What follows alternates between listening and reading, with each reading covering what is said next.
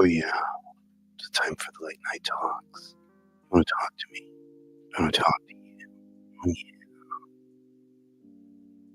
So this weekend, it's showtime for Sky Nicholson. She got to fight Tiaria Brown. Tiaria's already in Australia. They did a little face off and all of that. Tiara talking this and that's cool. All that talking is awesome. You want to sell a fight? Go ahead. Talk your stuff and say what you gotta say. But don't do that and then end up like everybody else. Don't do that. I think Sky gonna win. Personally, I think Sky's too fast, too light on the feet. Um, I think it's not good that Tiara fought a stationary target and an older target. If you see who I'm talking about, if you see Calista Salgado, you're gonna say the same thing I said. If you couldn't knock out Calista Salgado, if you got to go the distance with her, you're not knocking out Sky. And if you can't knock out Sky, I don't see you winning a decision in Australia. I'm sorry, but that's just reality. That all that talking and all that acting is good. The Americans eat that shit up. They love that shit. Let me just talk a bunch of shit. But when it's showtime and it's go time, I don't think all that talking gonna matter, to be real. And y'all know I'm not a fan of Sky. That is, I'm not a fan of that style. I don't really like the pure boxer style. Y'all know that. It's the style I like the least, you know. But is she good with it? Yeah, she's effective with that style, man. And I don't think Tiara is gonna be able to pin her down. I think Sky's gonna be able to pot shot her to move and punch and move her the way she wants to move her around the ring. That's what I see. It likely goes the distance. It likely does. Could Tiara make her more uncomfortable than some other girls? Maybe. But you know, she's in her mid-30s. And she has slow feet.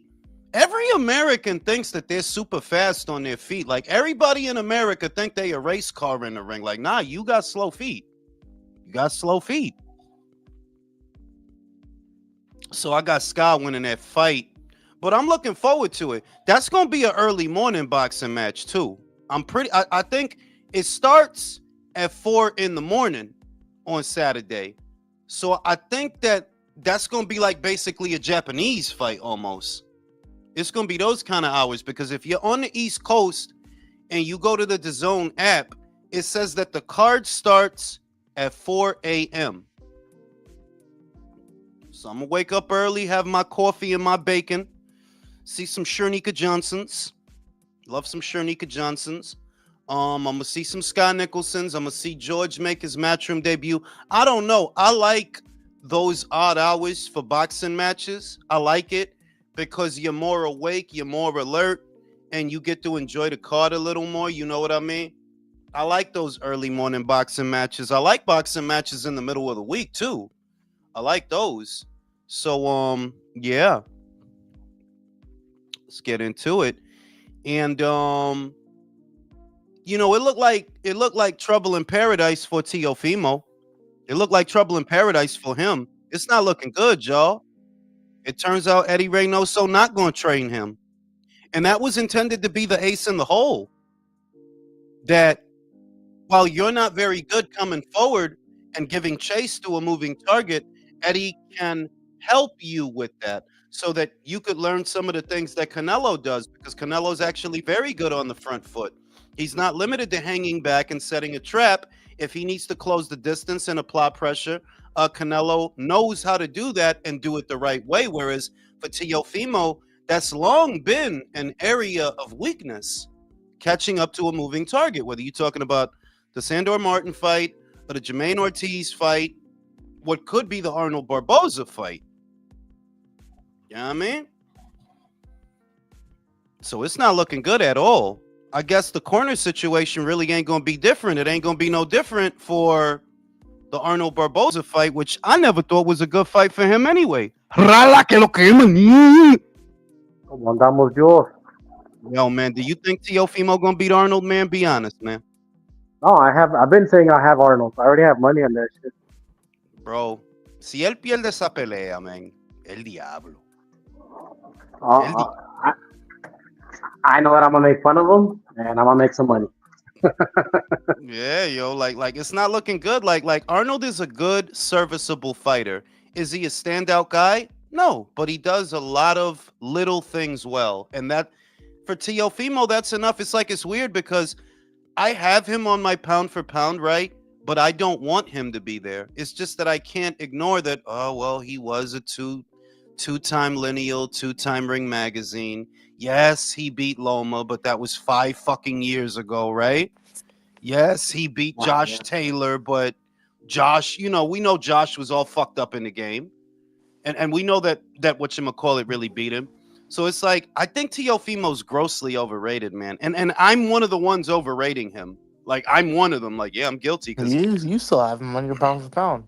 But it's Jules, just that if I took him off, it would be fucked up, Michael. Like if I just said, well, I don't really like him, so put my fuck him. boy And Kai Gucci on there, bro.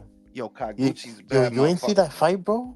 Bruh, I seen that shit, Nigga, bro. yo, that shit was crazy, My dude, bro. I fuck with Kaguchi. Like That's Kaguchi fight of the never. year, bro. But let me say this too, Kenshiro. I do have to seriously consider taking Shakur off. I still haven't done it, but I do have to consider taking Shakur off for Kenshiro.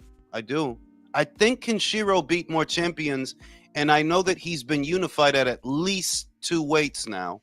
He has a good resume. Like when you look at him, it doesn't look like he's the most skilled guy because he's not a fence and fiddle fighter. He's an action guy. But the resume is there, bro. Like, yeah, Yeah, you it's got, there. you got it. Oles Squaga, and now this guy, like, Bro, yeah, I he's a need good you to get fighter, rid of bro. Teal. But yo, Jules, you ain't picking Teal, bro. You're picking Arnold, bro. Honestly, Michael, it's looking, bro. I'm already No, I'm seeing settled. I'm settled now. because the weird energy that I was feeling 5 years ago ahead of the George Cambosos fight. I'm feeling it now. I've been feeling it like, yo, Arnold is not here to fuck around. That's one.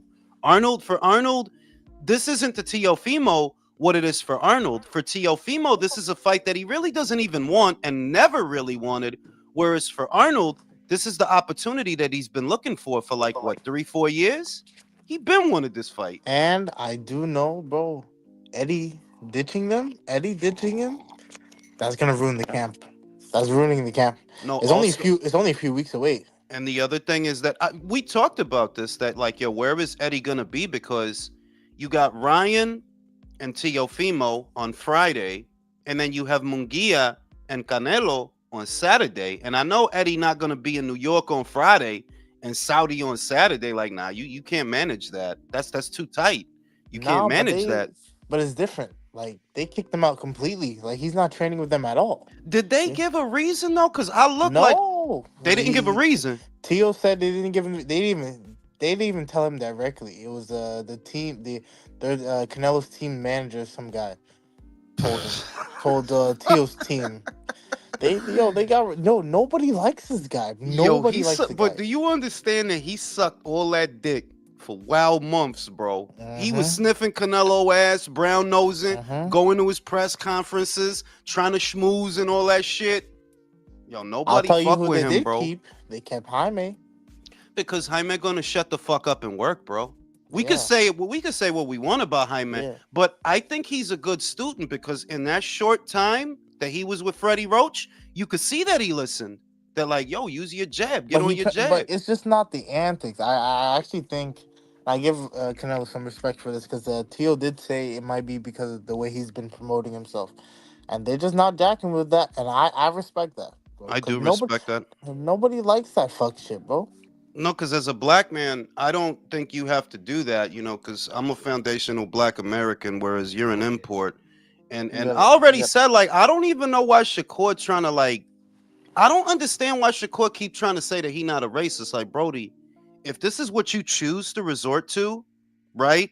That's because that's what you are. There's a million ways to play the heel, bro. You know what I mean? Like, you could be the bad guy, you could play the heel, but for you to be the bigot, well, that's because that's what you are. That's what you are. You're Man, not gonna. even before all this fake ass racist promoting, if you want to call it fake, he's already exposed himself as a racist multiple times. Yeah. With that, let With toppers what he keep said, all the the top black rank. fighters. Like you're just jealous. That's what it comes off. You're just That is what jealous. it is. Shout out to motherfucking Rodolfo Lamas. I got Barboza, Ramirez, Diablo. Yo, that would fuck up the whole fucking thing, bro. If I Ramirez love won. it, bro. I never have no, to see but we need Teofimo that fight too, ever though. again. But we need that too in the sense that the good thing about upsets, because I think some people would look at Jose beating Devin as an upset. I think some people would, and it's like the good thing about upsets is it reminds you that this is a sport, that anything can happen. Because when everything just goes to plan, it's boring. Now, if Jose go in there, if he go in there and he beat the shit out of Devin, that's not according to plan. That throws everything out of whack. Right. And it's like Ryan stands a better chance of beating Rolly, I think. Ryan stands a better chance of beating Rolly than Devin stands of beating Jose. And if you thought about it, Ryan versus Jose on the West Coast, oh yeah, that's big. That would be big. Jose always had like a little, he always had like a cult following. Between that and Ryan, yeah, you could sell that shit. You could definitely sell that shit. They're both golden boys, so it'll be much easier to do. Here we Yeah. go. But it's Yeah. like anybody can beat Rolly though. That's why I'm Yeah, Literally like, he's a anybody. fucking clown. Like, not for nothing. Y'all know I don't like Ryan, but what he said is true. You just here to tell jokes, bro. That's Yeah. literally the only reason you're here. You're here for the comic relief. You're not here for nothing else. Like, that's the only reason they got you over here, bro. That ass. So. yeah. Yo, if Rolly does win, like say Rolly does Nah, beat don't say Ryan that Garcia, shit, bro. Please I know, don't but say that shit. escucha, I bro. almost prefer If Rolly to win. Rolly wins, I'm rooting I for believe. Rolly. No, listen. If Rolly wins, I believe Keith Thurman will take that fight. Real shit. Yeah. Real But shit, Nah, bro. because honestly, I'm not rooting because for Keith. Rolly. Keith Boxing not gonna. doesn't need Keith is Ryan not gonna Garcia. go to. Keith is not gonna go to 154. So I disagree. The reason I wouldn't want Rolly to win is because it further legitimizes the clown show. You know what I mean? Like Yeah, if he you know what? wins, it legitimizes the clown show. That, let's see, Rolly won Was and that the same Devin with didn't. Ryan That's to a what I'm certain saying. degree? With Ryan, at least you get a guy. You know I don't like Ryan. Yeah. But with Ryan, at least you get a guy that moves the needle, and that's beneficial. That yeah, he does move the needle, so I guess that's a good thing. You don't need an idiot like Rolly. Hey, Bun, I did you guy in. We don't need that shit. I don't. People, to be You know what honest. sucks? I don't see Barboza beating Tio, or at least by decision. They're gonna give it to Tio I don't know because he's about a that. clown. He's a they don't clown. rob anybody though. They always make the don't. clown win. That's the point with Nah, Tio. I don't. He's I not. don't. You know how many Saudi fights has not he robbed would have nobody lost? Not yet. a top rank show, bro. This is not a top rank show where you I'm might just- think that he should have lost to Sandor, and maybe he should have. Where he So- should have lost to Jermaine Ortiz, and maybe he should have. This is not a top rank show. This is a Ring Magazine card, bro. So Well, I've only seen one. Also, with all these turkey cards, another thing we had to give him credit for, I've only seen one bad decision. That was that. and that was Hunter the Shiraz shit. Shiraz. Yeah. That's the only one. Other than that, bro, like there's been a lot of Tio opportunities don't for got them. Tio don't got the Alu Akbar inside track, so they're not gonna Alu Akbar you, bro. He got They're not, that bro. KKK inside tracks. That's what Word, he got. like you got that Karl Marx shit going on. They're not gonna Alu Akbar you, bro. You're not the perfect planner. So Yeah, more like David Duke. for real, like so I wholeheartedly I'm starting to lean more and more towards Arnold because I already thought Arnold is not a good fight for him. I already thought that. They're like, yeah, that's not good, bro. Yep. And that's why you didn't want to fight him when y'all was both at top rank. You knew you don't want to fight that dude, bro. He might take a knee and make his Tao guy wipe him off like Tank. I could No. I could see Arnold bloodying him up is what I could see. I could see that. We Because gotta relax, bro. Arnold's tall and he's way bigger. My than dude, gotta you relax. say that, but George Cambodia, bro. Come on. Yeah. What was the key to Cambosos beating him? Counter I think punching. Counter. Yep. Right. I'm he's just- countering. If you I rewatch don't that know, fight, y'all make it sound like what's it called? Like Barboza's about to murder him or something. He's no, gonna tickle I'm him saying for 12 rounds. decision. No, the shit is that Tio it's odd how honestly, it's odd how comparable they are. That I think Gervonta is mentally weak. A lot of people been saying that, right? And I think so is Tio. That if the fight is going on and it's like round 4 and you not really having it your way, you can't get in a groove, mentally he'll crack and he'll start just doing the same stupid shit and getting countered like he did with George. They're like, yeah, if it's round 4 and you not really getting in the way you want to get in, yeah, man, I could see Arnold slicing your face up. Not because he hit so hard, but you cut easy. Look, did you see his face after Claggett? His whole shit was all marked up and shit with And he Claggett. kind of like when he fought Jermaine Ortiz, he looked like he like what's it called? He lost his head a little bit. Like he was walking into the corner and like waving him in and he got outlanded. Yeah. Yeah. Barboza So better just not fight in the inside though. I think he's he better on the doesn't. outside. He He's way doesn't. better If on you the look at yeah. Barboza's last 5 or 6 fights, it's the Right. same. He moves and I'm punches. just saying he better not pull off a Devin Haney with Ryan Garcia. He better not do that shit. Yeah, but he Tio doesn't fight on one. the Yeah, inside but either. one. Yeah, but one.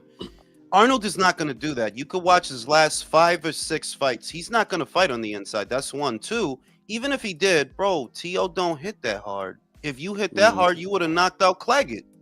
You didn't knock out Claggett. He fought you on the inside, remember? He stood in front of you for 36 minutes. You couldn't even knock Julius, out a Claggett. I think Tio has the same thing that Juan Manuel Marquez used to have. He's not a hard hitter. Alejandro, pero por favor, you gotta stop yelling, bro. It's late. I'm fucking. You're too close to the mic, bro. You're too close to the mic, bro. Oh, sorry. The thing with Teofimo is that he's not a hard hitter.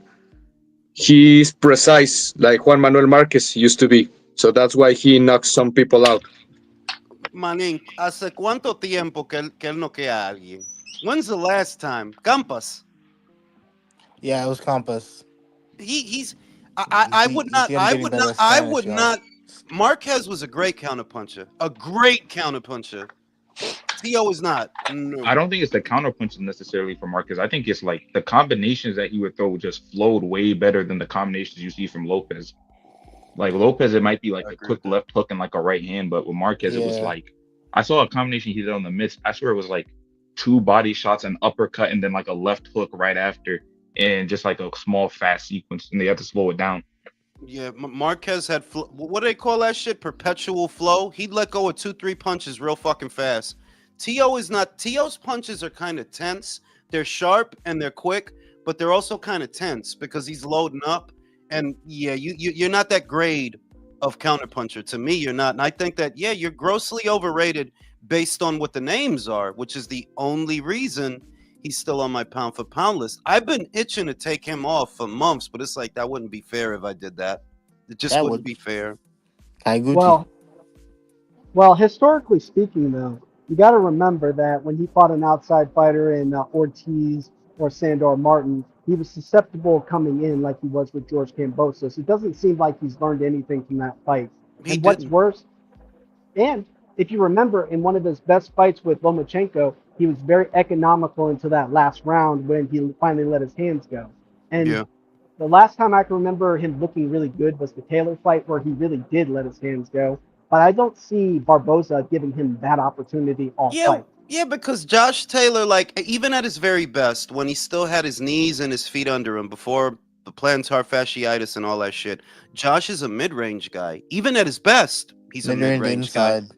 He's an inside guy. Whereas Arnold, he's an outside fighter. You could look at the last 5, 6, 7 fights. He's an outside guy. He's going to box.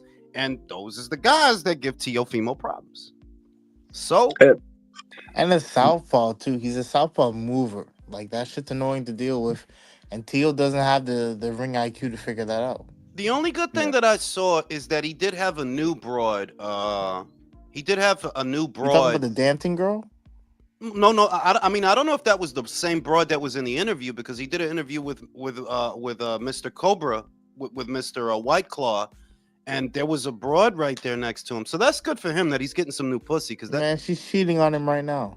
probably. I mean, but you know. Motherfuckers a sucker, bro. We don't know how to get pussy out here, man. Mr. Calderon said, so if Eddie can't, who can make Tio better? That's a good question. If it's not that Eddie can't, it's that Eddie won't. He probably could have if they would have had a little bit more time together. But that's the next question. If it's not going to be Eddie Reynoso, who would you guys recommend for Teofimo to get better at coming forward and applying pressure? Robert Garcia. Joe Goosen. Who else? Manny Joe Goose. Robles? Manny Robles is pretty good. Who do you recommend, Ray? This is gonna sound fucked up. I'm thinking about the guys right now. Is there anyone that really like makes like good like come forward pressure fighter these days. Like just like makes them like just remixes their entire style from the ground up, from counterpuncher to make them a pressure fighter, high guard, able Mark to put off the Ramsey. ring, all of that. Mark Oh, Ramsey. there. That's probably the only one I could think of. Then Yeah, because think about it. Think about his boys.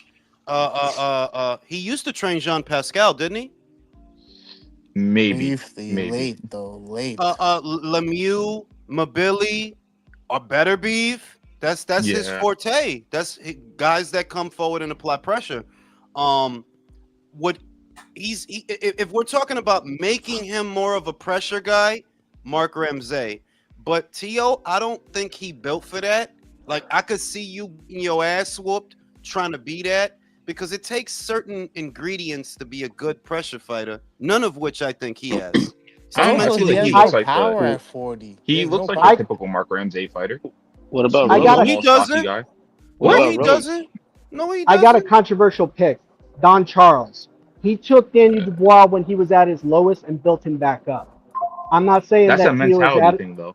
Yeah, No, that's a no, I get that. mentality thing. And while I do credit Don Charles for giving Daniel a kick in the ass, that Brazilian pussy helps though. Like that helps. Like Yo. I would feel confident too if I was fucking that broad. Like, I Oh, so would. that ain't me? Okay. Is that what he needs to be a better fighter? Is That Brazilian pussy?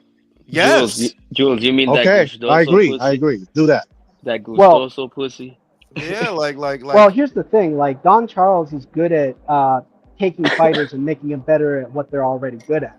I think that he could take Teofimo and make him into, more of a come forward guy like Gervonta can show that he can be at times. Although Gervonta is not a good come forward pressure guy in my opinion, he's it just better just than stands to reason Teofimo. that he still has that level. Teo doesn't. He's just, and I'm not even saying that I think Gervonta is good, but he's better at coming forward than Teofimo. Better, and not by much either, because he looked like shit in the Frank Martin So fight. we all just For go quiet. long spells in that fight, when he was trying to pin him down, he looked like shit. You getting hit square in the fucking face. But is he a little better at that than Teofimo? Yeah. Yeah.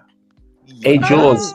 Jules, I was gonna say, I honestly thought that Reynoso was taking way too many fighters, bro. Like, Yeah. Yeah, all at once as well too. Ryan, Teofimo, Jaime. everyone was jumping on the bandwagon. Hey, I don't feel bad for him. Robert does it all the time.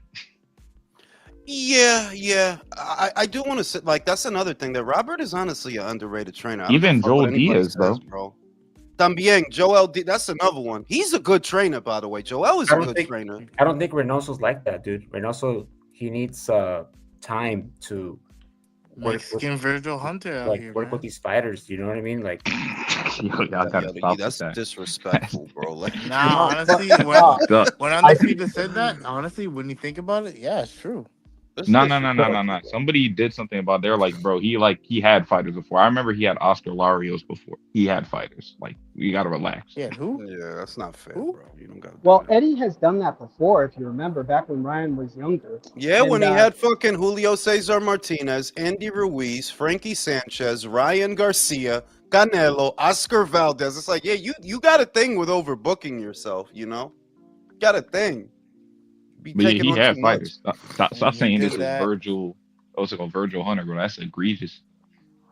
Yeah, man, but it's not looking good for Tio. It's really not looking good, and that'll be No. the fucking karma, bro. That'll be the because I'm like I Mhm. said, I'm getting that weird vibe that I got before the George Kambosos fight. That it's like, yeah, you might lose your next one, and if you do, I hope you are wrong because Hey, Theo is number one.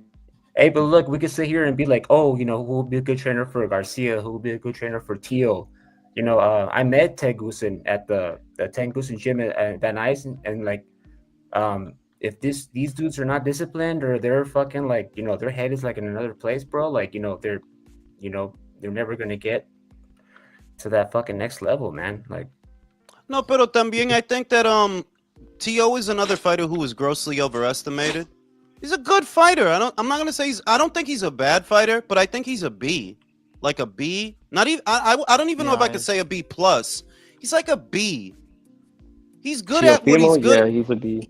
He's good at what he's good at, but outside of that, he can't be more than that. Bro, it's been a while, bro. It's been 5 years from the Lomachenko fight. Did you really get better? No. He has a limit. He has limits. 5 years is a minute to not see an improvement from a fighter. But do you think that That's what's it wild. He's called? regressed. It's like If it's Thurman. like if It's you're like not seeing Thurman when he improvements, went. wouldn't that be because of his dad, if anything? Yeah, I agree. Yeah, but I mean, like, he's a man. You know what I mean? Like, he's a grown man. It That like falls on you gotta make an But he beat executive Josh decision. Taylor. Yeah, but Josh Taylor was coming off a year of inactivity, plantar fasciitis, and everybody know Jack Catterall beat him already. That he But should the- have beat him already.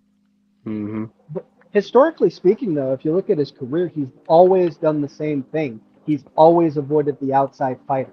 So that's not changed throughout his entire career. Because remember, he could have fought Devin when he was down at 135. He chose to fight George after stretching it out for over a year. So I feel like that's been an indictment the whole time, is that he avoids the outside fighters. Jules, do you think the Regis that fought Josh Taylor would have beaten Tio at that time? Yes, absolutely. Yes. Absolutely. Regis makes me sad because he didn't get to do the stuff that he needed to do when he was in his prime.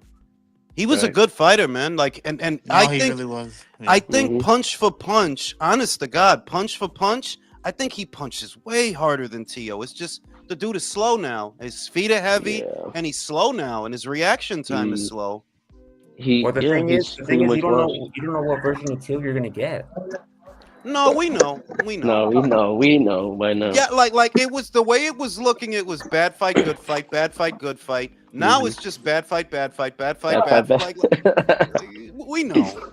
It's gonna be bad Tio, B level Yeah. skills Tio, or a negative B I skills. could see Tio. Arnold beating him because Arnold's beat the odds 2 times back to back so far. I One don't of the think he good was. fights we're talking about, Josh Taylor and Loma. That's Loma over 5 literally years. got it. It's Over on- 5 years, bro. I'm not even making any excuses, but like literally, it's on. Yeah, you are, It's Mike. documented. Loma literally got surgery the Monday after the fight. It's not even Like, that. his That shoulder when was you not when you good. think about the pound for pound ilk of fighters, right? Usyk, Crawford, Inoue, Canelo. If you think about their last few fights, there are a lot of emphatic performances there. You know what I mean? That if Canelo's fighting a Claggett kind of guy, or Crawford's fighting a Claggett kind of guy, or Inouye's fighting they're not just gonna beat them. They're gonna beat the shit out of them, right? Right. Whereas Tio, you fought a Claggett kind of guy, like, bro, this guy's made the order, and that shit looked real hard for you, bro. How do you think Julius was inferior, Claggett or Lamont Roach? Claggett. Hey, but Lamont do you Roach really is a think- better. Claggett is a club fighter, bro. Look at his resume before Teofimo. That's a club Literally. fighter, bro. It's a club And dude. Roach is a champion, right? Yeah, like that dude rides the same bus as fucking Michael, bro. Come on now. Hey, but look, a lot of people were Avatar, bitch. complaining Him and about Michael be high-fiving each other on the BX19. I have a car, bro. Oh, Canada. You take the bus. They bozo. give the old Canada clap. You know what I'm saying? But on some real shit, Lamont Roach literally has more of an amateur background than Steve Claggett. And he's a champion. You know, Claggett is not a champion anywhere. He's never been a champion anywhere. So you have to say that objectively, Lamont Roach is a better scalp than a Steve Claggett. And on Yeah. top of that, Steve Claggett had 7 losses, whereas Roach only ever lost to a champion. Exactly. So Mm. I would say Roach is a better Man, Teal's scalp. losing, Bro. man. We'll never have Bro, to see Tank- Teal ever again. I No, love it. no, but Now you will. Ray, I want to go to. Nah, I well. want to go to Ray because I think Ray's a lot smarter than most people on the panel, and I did want to be insulting when I said that. Ray, be honest. Does Lamont Roach beat Gervonta Davis in the rematch? Like you mean like excluding judges, or we're like including like? On some Wilder Fury time. Oh, yeah, I think he should be able to beat him by like decision. The reason I say this is Okay, because while you could come back better, you could always come back better. That's if you got it up here to come back better. And I think Gervonta's a fucking moron. I think he's think he's a like. fraud. I think he's a little bit down with the syndrome. I do. The, Like that the dude. thing Syndrome is with the that down. Yeah. I've never seen him have to make an adjustment before. I've never seen him have to go into a second fight before. He never gave Cruz a second fight. I don't think he ever never needed to give Nah. Pedraza a second fight. So And he Well, loses. yeah, I never they're really barely watched. letting him talk One at a now. time. One at a time. To me, the reason I don't have the same kind of faith in his boxing ability that you might have for some other fighters is even in terms of in-fight adjustments. That dude loses a lot of rounds on a regular basis, bro. That he loses He wild do. rounds.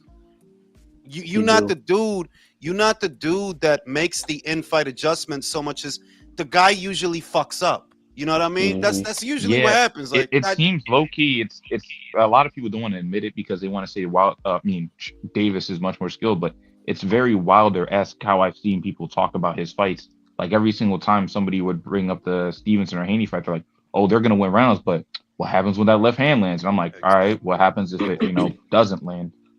Which is Yeah, I possible. think Tank should have been exposed a long ass time ago. This should have never. He should have never reached 30 years old undefeated right Loma. now. Nah, Yeah. he's definitely skilled, in my opinion. He just like He's it's not getting too skilled, late. bro. I don't If he think. was Hold skilled, on, why would he lose? y'all gotta Alright. let him go. Let him go. Go ahead. No, I was gonna say like he would. I mean, I could see a lot of potential in him. Like he's not Wilder in any stretch of the imagination, in my opinion. You know what I mean? Like his knockouts are a little more creative, counter punches. You know what I mean? Yeah, he's Obviously, talented. the Can I opposition. counter that? But can I Hold on, let counter me that finish, though? bro. Let me Alright. finish. Obviously, the opposition makes the difference, right? So, and he's 30 years old. He's reaching that point where he's not going to be able to prove himself because he hasn't fought that level of competition. But I did believe he has skill, but it's just he never fucking proved it. Go ahead, Never Caesar. proved it. Okay, well, this is my counter. If you're saying that by knockouts, he looks good doing knockouts by weight training and putting many rehydration clauses on many of his fighters, where they admitted, like Mario Barrios, Rolly Romero, even of course we all know with Ryan Garcia. I'm saying that you saying skill wise he's really good, but skill wise you would have beaten Rolly Romero easily, but you were losing rounds. So where was the skills that you're talking about when it comes to elite skills? Yo voy a decir esto, de verdad, para mí, the way where he got beat, more than any other fight that he's had in the past, the fact that you were getting outfought in the exchange by Lamont tells me that you're not a good fighter. You were losing exchanges that when you're in the pocket and you're trading, Lamont's punches are shorter, they're tighter. He's not no broad strokes. It's little things, subtle things. And con esa cosita, he was beating you in the exchange, and he's not even a big puncher, bro. He's a 130 fighter. He's 130 fight. Like he wasn't known for power at 130. So to me, I think maybe Gervonta could have been, and we're talking about 2017. Maybe there was a good base there, but I don't think he's skilled. Like I don't think he's skilled at all. Like I don't. A lot of that is matchmaking. I don't think it's that he's unskilled. I think it's just regressed. Like a lot of the skills that he should have been more applying, like the pressure and level changes and stuff, he never really had to apply them because he never had to use them. I'll lose a couple of rounds, but eventually the guy will run into it. Is that saying that? Is that because there's adjusting, there's getting better, but it's like, look, you never had to do any of those things. We've never seen you have to do any of those things. Maybe you were never able to. How the fuck do we know? Maybe that is a good point. Maybe you were never able to because it's not like you were fighting people that would have forced you to be better. So, bro, he was losing to Leo Santa Cruz. Actually, you know what I'll say? Losing to I'll say Rolly, too. bro. You know what people say when he's in the gym? It's they'll say, you haven't seen it yet, man. The guy hasn't brought out a guy hasn't been able to stay in there with Tank long enough to show it. And then I realized I was like, well, we just got to see it. A guy stood in there with Tank for 12 rounds. What happened? Yeah. He tried to bite him. You tried to bite him. You tried to do all type of weird shit. And it is like, Paulie was disrespectful when he said it, but it is true what he said in the sense that, like, yeah, it's a bitch in you. We could see that. You started doing a lot of silly shit because on your boxing shit, you couldn't figure out what the fuck to do. You literally ain't- couldn't figure out what to do. That ain't disrespectful. That's the truth, Jules. That No, yeah, shit it's is just straight up honest. yeah, because you don't want to be like, yeah, you a bitch and a hoe and all the shit. But honestly, that Yeah. like when what he meant, they're like, yo, there's a bitch in there. Yeah, you could see it. They're like, yo, Gervonta was frustrated. He couldn't figure out why can't I get this dude out of here? Why can't I knock him out? You could see that like mentally he was crumbling. Mm-hmm. Can I So- point And I something out? wasn't saying that like, oh, this dude got so many skills. All I'm saying is that he does Bro, have this better dude- skills than Wilder. That people thought, At yo, least. you on drugs, bro. What the fuck are you Nick Ball? What? A featherweight? Are you 50-50 serious? fight, bro. Yo, this Fuck it. this Oh, the bro. dude that was Nah. this is the dude that was hyping up Brian Mendoza. I remember this dude. He got some crazy boxing picks, man. Nick Ball Ball. would beat Tank. I I don't like know, bro. Nick. Hey, man. I like Nick Ball, but like That's not a Brian bad Mendoza pick. did beat Fandor. He did. that's Can I- true. Can I point something out? Can I point something out real quick though? Good. If Tank was as good as people claim that he is, then why is he the only fighter in the history of the Ring magazine's pound for pound list to ever get ranked after beating a weight trained fighter at a catchweight? Mm-hmm. I mean, what other champion have you ever heard of that had to No. go to a catchweight to get put on the pound for pound list? Because it wasn't for Leo Santa Cruz, it wasn't for any champion he's ever faced. It was a non-champion. To this, I asked Dougie Fisher about it, by the way. The answer to this day is still annoying to me. Like, because I said, yo, how did Taraji not make it? Stevenson not make it? Haney's off the list. What happened? Mhm. And he was like, look, well, for Taraji, he just straight up said he lost to a guy that wasn't ranked in the Ring magazine. So I was like, fine, whatever. But for the other two, he was like, when you look at it, Tank's got some big ones on his resume. I was like, what do you mean? And he Huh? said, some big wins, like Pedraza, Santa Cruz, Isaac Cruz, Mario Barrio. I was like, Fucking crazy. what? Dougie said that? Dougie Dougie said Fisher, that? bro. I was Yo, Dougie doesn't stunned. watch boxing, bro. Yeah, I think Hey. Dougie. And I like Dougie because I talk to Dougie here and there, but like, yeah, you bugging. Oh, he said Leo's- Cuellar too, but he said he would take Cuellar Not because the Cuellar might have Cuellar. been old at the time. And I was like, Cuellar- my how dude, about that Cuellar he was a literally 26 pounder? lost. Cuellar literally lost to Abner Mares and hadn't fought in 2 years, Not and that, the Hey, Cuellar. bro, that's crazy. Hey, bro. Bro, are you talking about the same It's Leo just- Santa Cruz who held the featherweight championship when he lost to Gervonta? Yeah, Yeah. Wow. I just didn't argue on Santa Cruz because I said I know what's about to happen if I do, and I don't want to argue Bro, for that long, bro. I'm gonna just be real. I think that Dougie and the people at Ring Magazine put him there for popularity and name value. Yeah. He doesn't have a better resume than Kenshiro. That's bullshit. And y'all keep giving him props. The Leo Santa Cruz that he fought, right, is not the Leo Santa Cruz that Carl Frampton fought. Carl fights this guy. He's an active guy. He's got a belt, and he had a good resume at the time. Whereas the Leo that you fought, bro, that dude wasn't even fighting like that at the time, bro. He literally wasn't even fighting like that at the time. I wouldn't even take it that far, bro. Neither of those two dudes you just mentioned were made for 130. You know how I know Carl Frampton wasn't made for 130? I saw Jamel fight him, and Jamel looked like Thomas Hearns. Bro, he beat the shit. Yo, he beat the shit out of him. He beat him up so bad. Everybody bro. said, like, significantly, they said, yo, Jamel Herring has twice the power of Shakur Stevenson. I was like, bro, I know Stevenson doesn't have power, but come on, guys. Jamel Herring doesn't do that, bro. I remember that fight, and it was a Yo, good showing he for hit him him. with that uppercut and fucking. Oh man, that was a good fight. No, that was a good fight. That was a good scalp for Jamel. But it's like, that's what I mean. That like, I don't really like American pundits anymore. Like anything out of America to speaking of me, which, he got arrested today. a lot. Yeah, I don't know what I don't know what's going on with that dude. Probation violation. Jermel? Oh, Yeah, I heard that. Yeah. I heard that joint Wait, was Herring? hitting on him, man. Yeah, What the Jamel fuck Herring, he is got it? locked Oh, up, man. Man, Yo, he what, got into what's another fight with the happening? He waitress. looked like a regular dude. Yo, I'm saying like not for nothing, getting punched in the head and shit like that. You know, like the CTE shit and shit like that.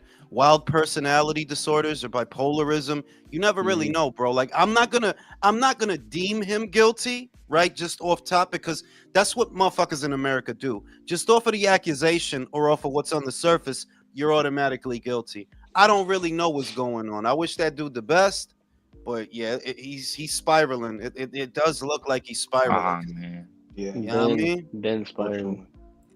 unfortunately. So. But yeah, what I'm gonna say is, Yeah. most of, not all, but in terms of punditry, most of what comes out of America is hot trash. Leo Santa It Cruz is. was a big Yeah. win, bro. No. Leo Santa, and this is the weird thing. Leo Santa, like, it's like, do you have no situational awareness? The Leo Santa Cruz that he fought wasn't worth shit. Oh Wasn't wait, worth before you shit. get into that, so I think I did start bringing up those points. I think I immediately was like, Barrios didn't do anything, Cruz didn't do anything. I didn't touch Leo Santa Cruz because I already knew what was going to happen. And I mentioned someone else, and he said, "Oh, I'm nitpicking." And I said, "Oh, I'm nitpicking to pick 10 of the best fighters in the world. That's not worth nitpicking their resumes." It's not even that. Interesting. No. Wait a minute. It's not even that. It's that you're nitpicking to keep people off. You're if you're gonna accuse me of nitpicking Gervonta Davis's resume because you put him on, you're nitpicking to keep Kenshiro and other fighters off. Kazuto should have Pretty been much. there. There's no argument where Kazuto shouldn't have been there way before Gervonta Davis. There's no argument, bro. Facts. None. Facts. They can't give love to these Japanese fighters because It's because that's they're too obscure. Japanese. Exactly, they're too obscure to these American, casuals, man. Yeah. Yo, I they're remember foreign. they used to call Gervonta Mini Mike Tyson, bro. If anything, bro, my this guy is Iron Mike, like post prison years, but without the big names. Bro, he's Mike Nah, he's a Tyson in fraud. the Kevin McBride fight. That's the Mike Yeah, Tyson he is. Hey, Forget Joel. he all trash, bro. He Hey, overrated. forget all that. Why Uh, is Devin Haney and Benavidez on a list when Shakur Stevenson, a 3 division current champion, isn't? That makes no sense to me whatsoever. because they want their magazine. The real answer is they want to be relevant. So they always try to keep names that are in circulation in America, even when on the world stage they're not actually that popular. Like, there's no reason for David Benavidez to be on a pound for pound list. There's absolutely no there reason. isn't. None. There's no reason, bro. None Honestly. whatsoever. Same with Tank. And I'm a It's- Devin Haney fan, but he shouldn't even be on there. He's not even a champion, and he's moving up to 147 on Yeah, top like of I it. wouldn't have Devin. I wouldn't. I literally don't have Devin on there. David Benavidez is not even close to ever cracking my at all. And you say it's like you could go through the argument and say, okay, well, why do you have Usyk on there? Why? Why specifically? Why is Inouye on there? And they're gonna try because I had this argument with Dougie before about 3 or 4 years ago when it comes to Jermel Charlo when he had just become undisputed champion. And no, he hadn't become undisputed yet. He was unified. And basically the argument consisted of why you're ranking these fighters on there because they're multi-weight champions because they've unified titles, but for some reason you don't want that to apply to Jermel. That's all it is. I used to see that. The reason that he knew he's on there. Why? He's a 4-weight champion. He's been undisputed 2 times. That's why you put him on there, dog. If he wasn't those things, he wouldn't be on there. So why does that logic not apply to other people? Well, that's what I'm saying. I used to see that shit with Spence, bro. Back in the days, like people were trying to rank this dude like super high, even ahead of Canelo. Even though Yeah. Canelo was fighting in multiple weight classes and winning, they're like, oh yeah, no, yes, Spence. I mean, he had a good run, bro. But they were really. No dijiste. You got Spence on there, ¿verdad? And it's because he's a unified champion. That's the reason you would have him on there. Because if he weren't a unified champion, you might not even have him there. So then No, he'd still be on there. But you're right, he would be, but lower. But the thing is, you moved him up the list because I literally remember when they first ranked him. Literally, I remember he had no fucking resume, right? No, and as he went unifying titles, they kept moving him up. So it's like, okay, just be real. You're moving him up the list because he's unifying titles, but he's not the only unified champion. There are others who have not only been unified, but they've been unified at more than one weight, and you don't move them up. What? Ponlo tú. Why are you not using the logic that you used for Spence for Kenshiro? Kenshiro is unified at 2 weights. He unified at 2 weights. Spence only ever did that in 1, and Kenshiro don't appear on your list. You don't. Yeah. Is Puma is when Puma beat Kazuto? Did you put Puma on your list? Unbeaten, unified champion, beat 2 champions, Jerwin Ancajas and Kazuto Ioka. Did you put I him mean, on look, your list? look, of course not. Look what they did to Ioka. They took him off the list for no reason. No reason. Yeah. Like, just one day he was off the list. It just happened. He Let- hadn't And lost or anything. that's because they don't have these people that love to make these fucking pound for pound lists. You don't have an objective criteria. It's just your fucking reactions. There is no criterion. There is no metric that you're using. Like, I don't want to pat myself on the back, but yeah, I'm using a criterion, bro, that if you tick off on all of these boxes, you get a spot. That's why bitch ass Teofimo's there, even though I don't want him to be. You got to have some kind of fucking unit of measure if you saying that this guy, when you put a guy on the list, if you got a David Benavidez on there, right, and somebody else isn't, you're saying that David is a better fighter than Kenshiro? Than Puma? Yeah. He proved more than them? Can I just say real quick that I don't seem to recall Errol Spence being ranked higher than Canelo Alvarez, but I did see him be ranked higher than Artur Beterbiev, who was a unified champion in one weight class, who fought better opposition in his weight class, and that only weight class he became champion, better than Errol Spence. Well, this was even way before that, bro. Like, This was no, I remember what he's talking about. They did rank Errol. They did rank What year? It was circa, I want to say circa Around 2018, 2019. around triple G, Yeah, I wouldn't doubt it. Circa around there, and it looked weird. Like, are you sure? And I remember, man, I wasn't really a big Canelo fan at that time, but I'm like, that looks weird. Canelo been a champion. He's been a champion at junior middle. He's been a champion at middle. And y'all gonna have Spence ahead of him for what? I don't know. They must have had it Personally, for like a hot minute because that shit must have been stupid. Yeah, personally, honestly, I thought like Ring Magazine, especially with David, it kind of confirmed it for me. And Tank to a degree. They're obviously biased towards Americans, but not just that. I think they kind of put them on the list to try to build them up and give them some form of legitimacy. Bro, Because that's what they did with Spence. That's literally what they did with Spence. It just doesn't make sense to put Spence on the list for getting 1 belt, yet Stevenson gets 2 and becomes lineal. My bad, 3 and becomes lineal, and then but he didn't do enough to that though. My dude, put it doesn't this make way: sense. if you took any name off their list, like here's an example: Artur Beterbiev is coming off a loss. He doesn't have belts anymore, right? But he's still on their list. So okay, why is Devin not on there? Devin was undisputed. You say, oh, well, he lost to Ryan. Well, the loss got overturned and it's not a loss anymore. But if losses prevented you from being on the list, then Artur wouldn't be there. And Artur's there. Consistency. So why is Devin? And that's not me arguing for Devin. That's me saying the way y'all do this list, it's a crock of shit, bro. Like, yeah, this list looks fucking stupid. Like, it doesn't make no sense any way you slice it. Was he suspended? Who? There are obvious shoe-ins for the top 5. But I feel like the rest of the list is like they're just doing it to do like promotional legwork for these fighters. There you go. And you know how I know he's right? Because if they took people off the list for a loss in the past, why did Gervonta get taken off for a draw? Right? I'm sorry that Gervonta shouldn't be on there at all. If you actually look at Leo Santa Cruz and like, yeah, that should get him on the list. That's fucking silly, bro.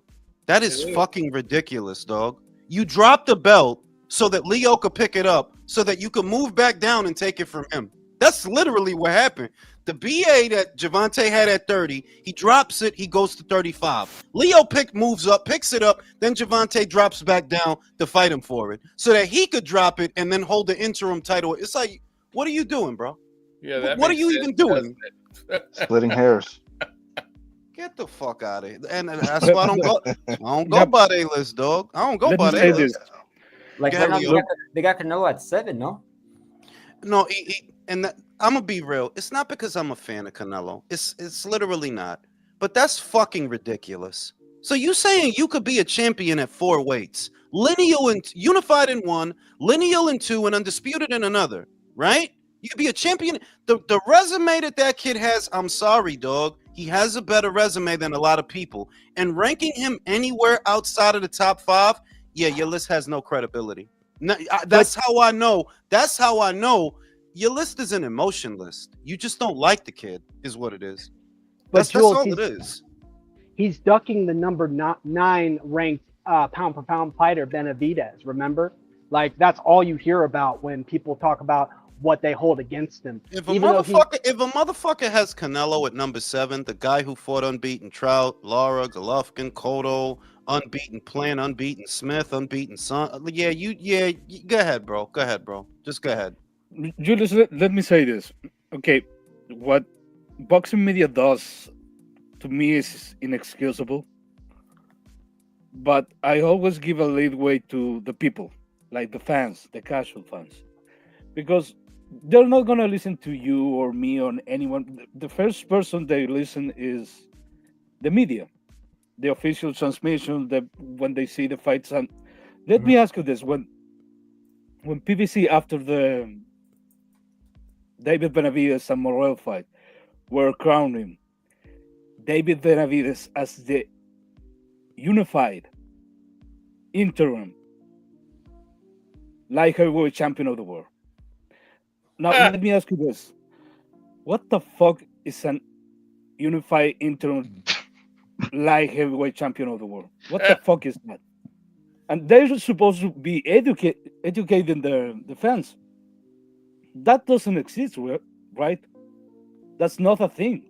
And they made it a thing just to give David Benavidez some fucking credit.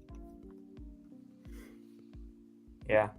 Well, Canelo lost. He lost against Bivol, except it wasn't a fighter that these PBC dudes wanted him to lose to. So they're just trying to find like the next fucking hype job or whatever to to beat him. You know what, Leo? I think they made him unified interim light heavyweight world champion based on the sparring stories he had with Bivol. Nah, bro. And that's important to them. They really need that to really Hey, promote these fighters. No, Hey, man, guys, no, you you listen guys to got him. it wrong. Mirage paid people off in the background and rigged it for his Nah, fans. Bro. You guys got to be quiet because really, we have to start giving David more credit as no one's beaten more former champions than he has in the last couple of years. That's the most impressive thing I've heard in a while. Beating a former champion always should take precedent over beating a champion. Not just that. Yes, I think I beating agree. former champions that were never even champion at your weight class should also take precedent over beating actual champions. Yeah. In, For sure. in fact, let me take it even a step further than that. Beating former champions that are washed up, former champions that were dog shit at your weight class, former champions that have never proven anything in their damn careers like Demetrius Andrade should take precedent over beating any champion of all time. I just which wanted is to say that why David which is Benavidez why deserves it. David Benavidez preferred to fight Caleb Plant without a belt. Before Yo, for real. he had a belt, it was like no, we have to wait that the money, we need more money and all that shit. And then Canelo picked it up. Oh, all of a sudden No, pero David fights him and he's better. ponlo tú. If Yeah. if David had the names, you got David on there without the names, basically. So just imagine where they would rank David if he did fight Plant when he had a belt, if he did fight Saunders, if he did have Smith. They'd have him at number 1 because you got him at what, number 9 or somewhere around there. And he did, like, bro, he fought No, he did fight the names, bro. They were the former champions. the former champions. Yes. It's just The silly, former bro. champions were Yeah, so he's former- great. more former champions than anybody. Look how else. great. Think about it. If think about it like this, dudes. If Stevenson fought a lift the former champion, so if he went out there and he fought Joe Cordina, Raymond Right. Ford coming up in weight, and then Right. Jorge Linares, that's another former champion. I think I missed. Kid Galahad moved up to lightweight. That's a former champion too. If he fought all Yeah, of those, yeah, If he would be as good as Ray if you Benavidez. applied that logic, basically, that you seem to get more credit for fighting guys that used to have a belt than guys who had a belt when you fought them. Right. Ray, Hey, Ray, wait, listen hold to on, listen hold to on, hold on. this. Ray, listen to this. David took it a step further. David Benavidez took it a step further and fought a former contender in David Lemieux. Bam. Yeah. No, he's a former champion, former IBF champion. No. Realistically, he should have fought Maxie Hughes too. Because when you think about it, Maxie Hughes was a former champion too. So I think if you're a lightweight, you fight him. He's about as much of a former champion as what's his name? Bro, I think personally you should get more credit for fighting Maxie Hughes than anybody, bro. I mean, like, why not? for real, bro. Oh my god, No, man. but Just to be real, sensational fights. to be real, David Benavidez, there is a reason why he stands above all others. What's better than fighting a former champion? Fighting a guy not even under the hard ice, in a sparring session. Yeah, Imagine honestly, that shit is crazy. those sparring Yeah. sessions, man. I Those- mean, like that's legendary, bro. They catapulted him to the top. I He guess fought I Golovkin. guess Dude, I guess what I don't like Sorry. about the way that the pundits handle this is that if they were doing their job, I wholeheartedly believe that the American boxing scene, the general casual fan and the idiots you see on Twitter, they would have a better understanding because your job is supposed to be reporting on the sport, not just the fucking Americans that you like. It's one sport, guys. They're fighting for the same sanctioning body belts. You just have your fucking favorites. And if we do this, if we have this conversation, I guarantee you I win because I already won before. I did this with Dougie 4 years ago. That there's no real reason for Jermel not to be there. You had Spence there for having 3 belts. Well, Jermel has 3 belts and the ring. He has your belt. But you rate Spence above him. Oh, what, bro? What, because Sean Porter is this generational scalp that, yo, you beat Sean Porter, you got to get on the list. Come on, bro. Let me ask you this. Would the best win on Benavidez' resume be the same Callum Smith that Canelo beat back at 168? Yes. So Callum, So let me ask you this. How come he doesn't get any shit for not challenging for an undisputed championship with Bivol, and yet people are encouraging him to fight a guy who's already been beat that he could have fought at 168? because it's just fans covering the sport now. It's just fans, really. It's just fanboys that I can't reconcile David Benavidez being there and Kazuto not being there. That Kazuto should be there on your list, not mine. You know why?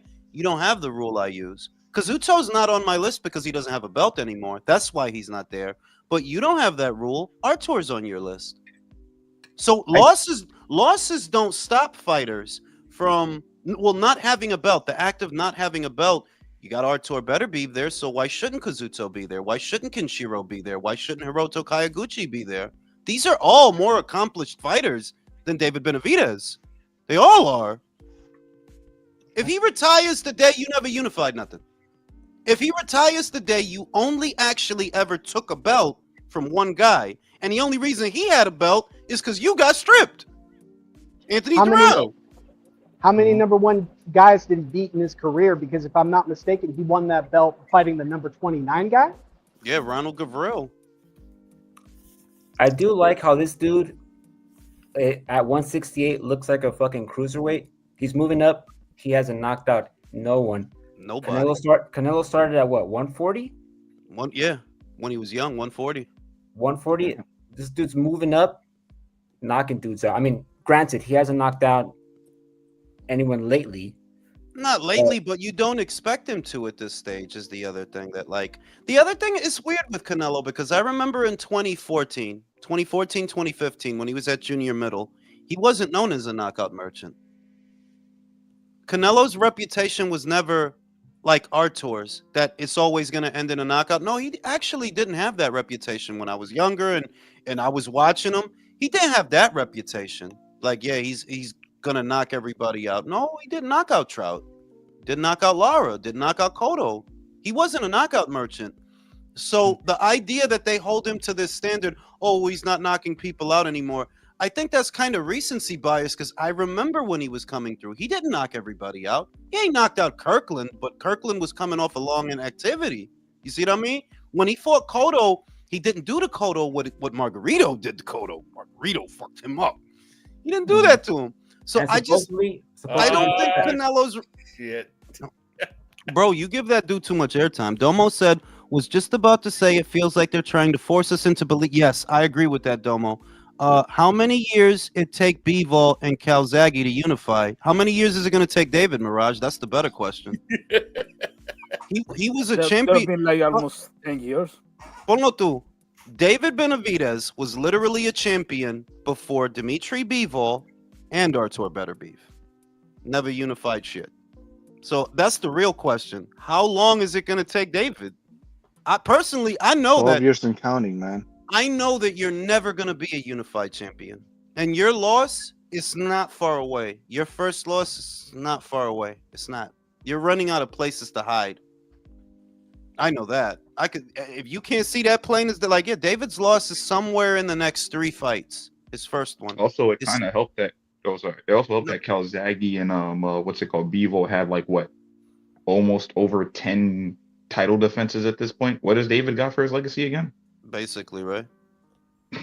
It's like I don't know if Mirage is trolling or he's just a fucking moron, but I think that based on his political views, a part of me thought he was just being satirical. But when I heard his political views in the live before last, I know that no, he's genuinely stupid. Like he's actually stupid. Like for real stupid.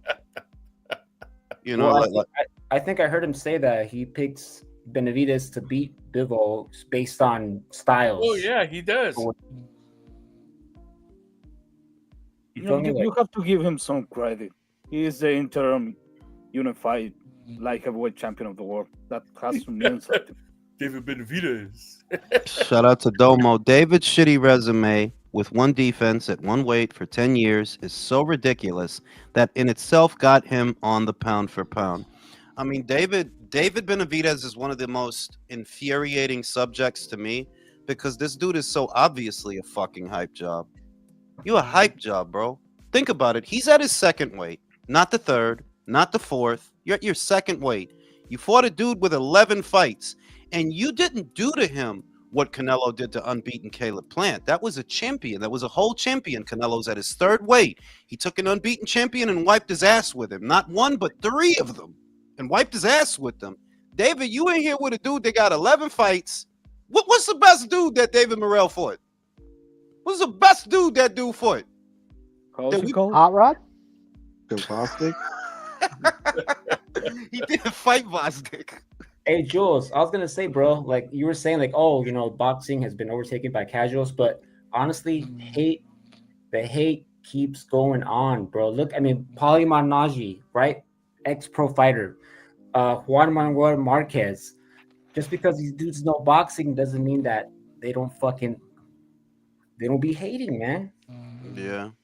Who's snoring? Fucking Michael, Timothy man. Michael. This fuck about to get Michael the fuck up out of here now. Like, fuck. This motherfucker think we his mama or his nanny is saying, like, we gotta hear him snoring and shit. Like, fuck Dude. wrong with him? Yeah, the last of his bedtime story. Shout out to Soldry. Benavidez would be an amazing champion if other champions didn't exist. You know, No, I mean, if you held any other fighter, if you really thought about David, like, imagine that Shakur Stevenson is at 135 pounds for 10 years, and he doesn't, and all he wins is a vacant title, basically. Because that's David's run at 168. All you did was win a vacant title. You didn't beat nobody for their belt. And then I don't count Durrell because he only had a belt because you got stripped of yours. That's how he got that belt. And then you won it back. the only thing he unified was a couple lines of coke, bro. For real. For real. Oh, wait. But, David Benavidez is a champion now, for real? If he's a Unified champion, then I guess into- one at a time. If he's a champion now, then I guess so is Pulev. Right? Oh, no. Yeah. I thought you guys were talking about that people go straight by Nah, the WBC. nah, he ain't get Not stripped yet. yet. Not yet.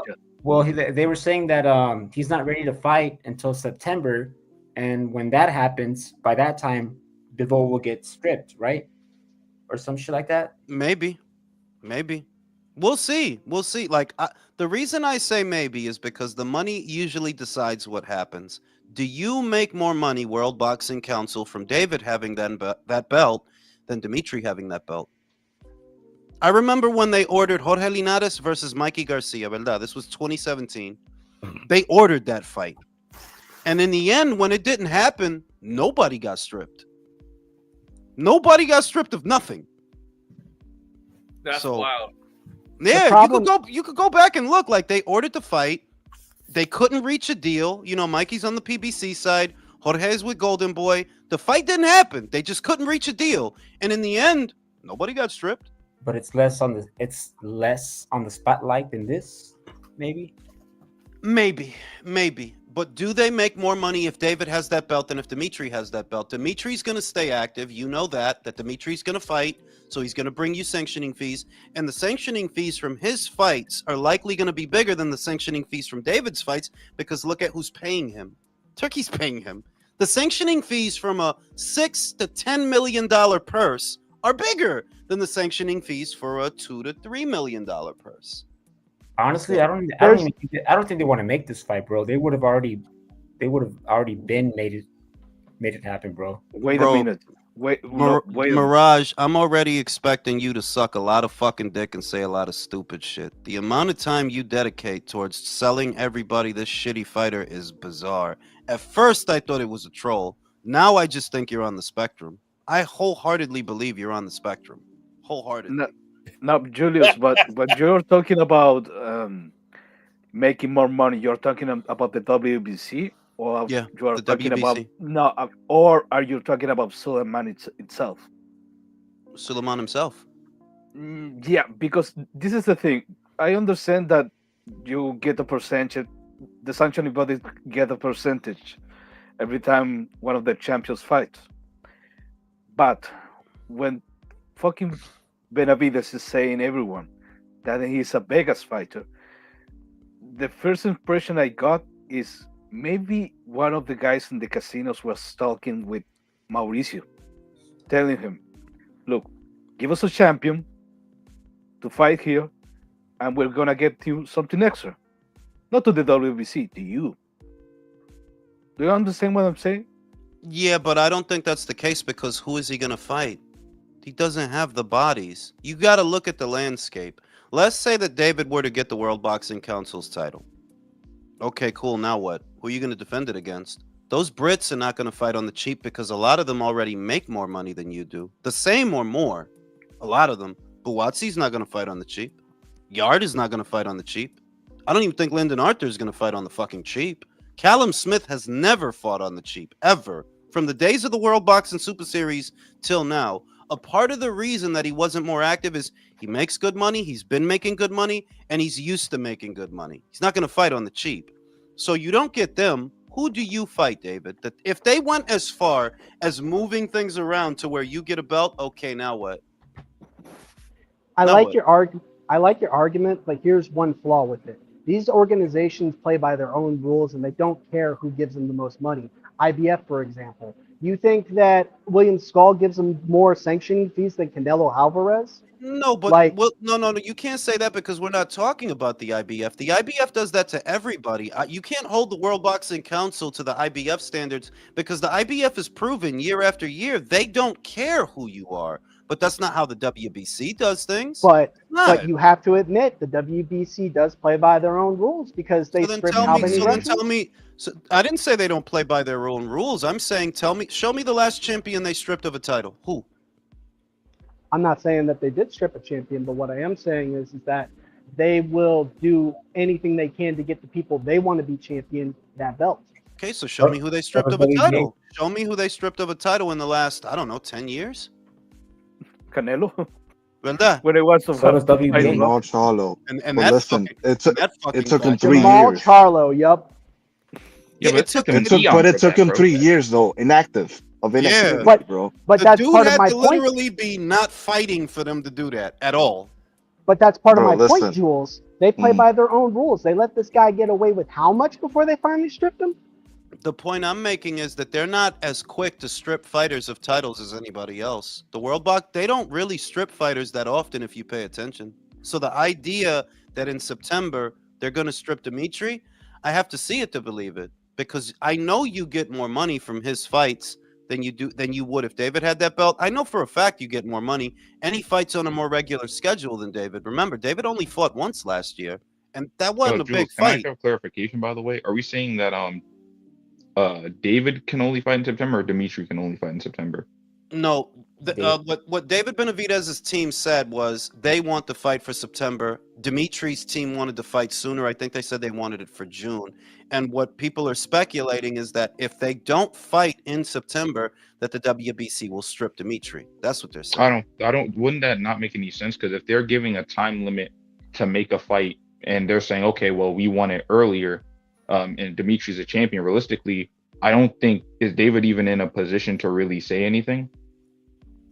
I mean, it depends who the WBC decides to blame because you set a deadline, but they're both at an impasse. Are you going to blame Dimitri for that?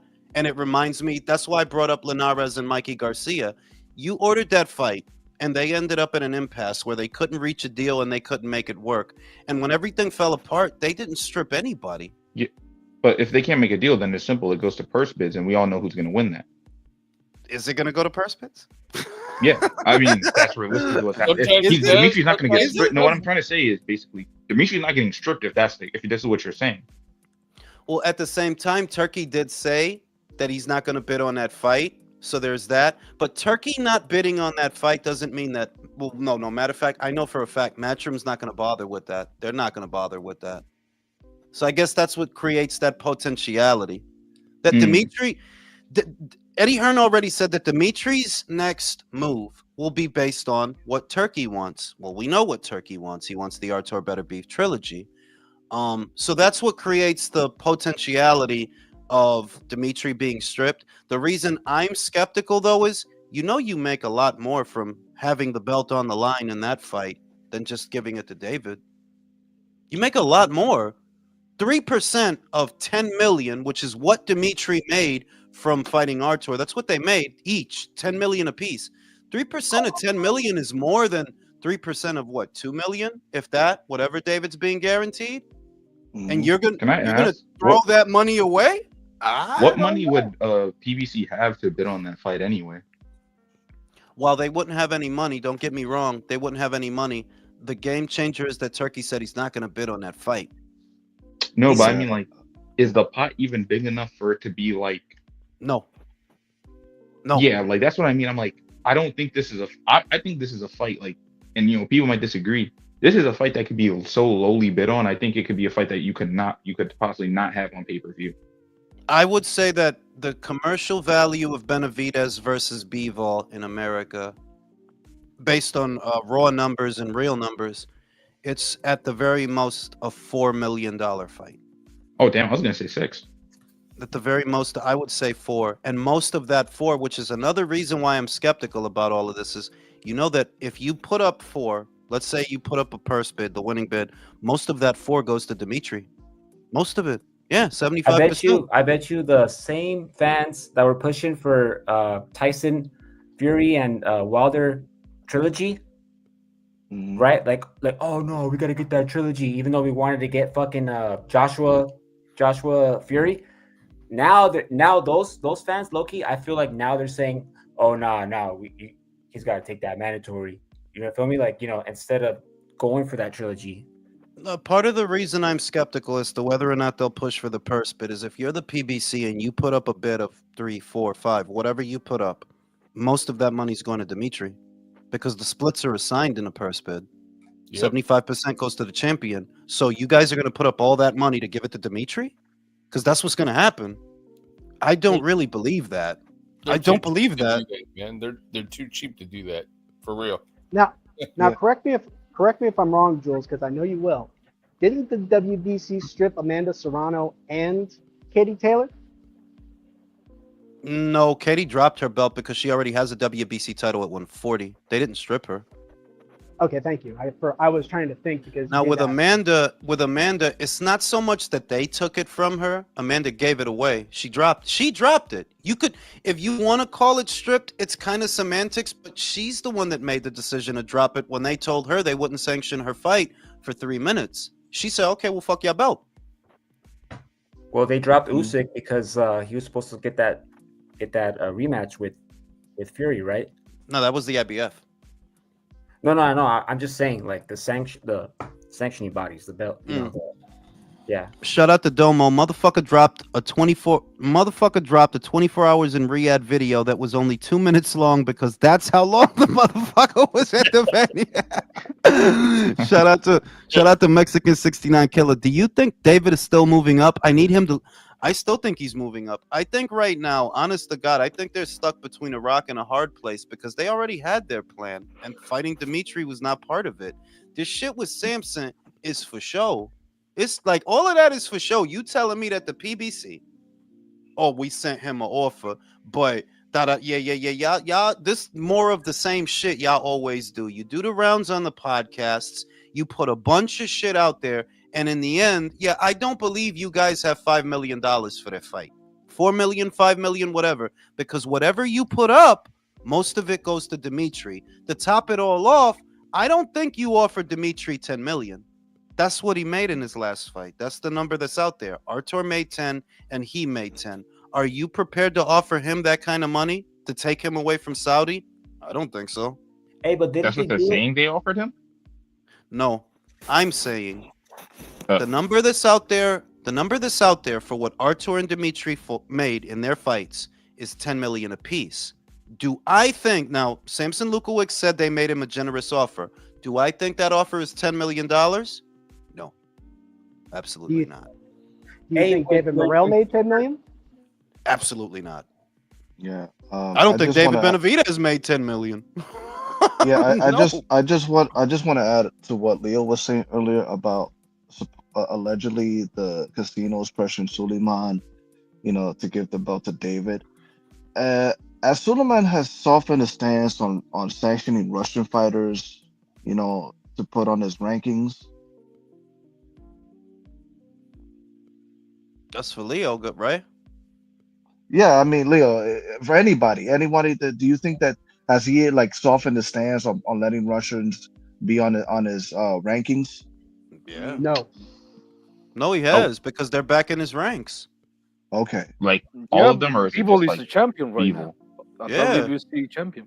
He All absolutely right. softened his stance because from one minute he said we will not sanction a fight with two Russian fighters. You ended up sanctioning a fight with two Russian fighters. Yep. They didn't He want to did air. soften his I stance. remember They didn't that. want to air Bilal or Beterbiev. And I'm just once again, there's a lot of weird little things in there that when I look at them, I'm like, would they really strip Dimitri?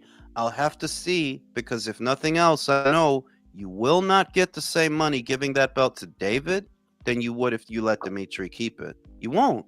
You absolutely will not.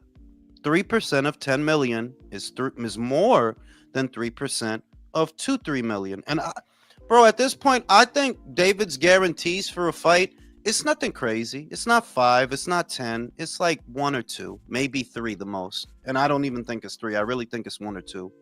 Remember when Spence fought Sean Porter, you saw what the guarantees were? This is 2. reported to the commission, 2 million apiece.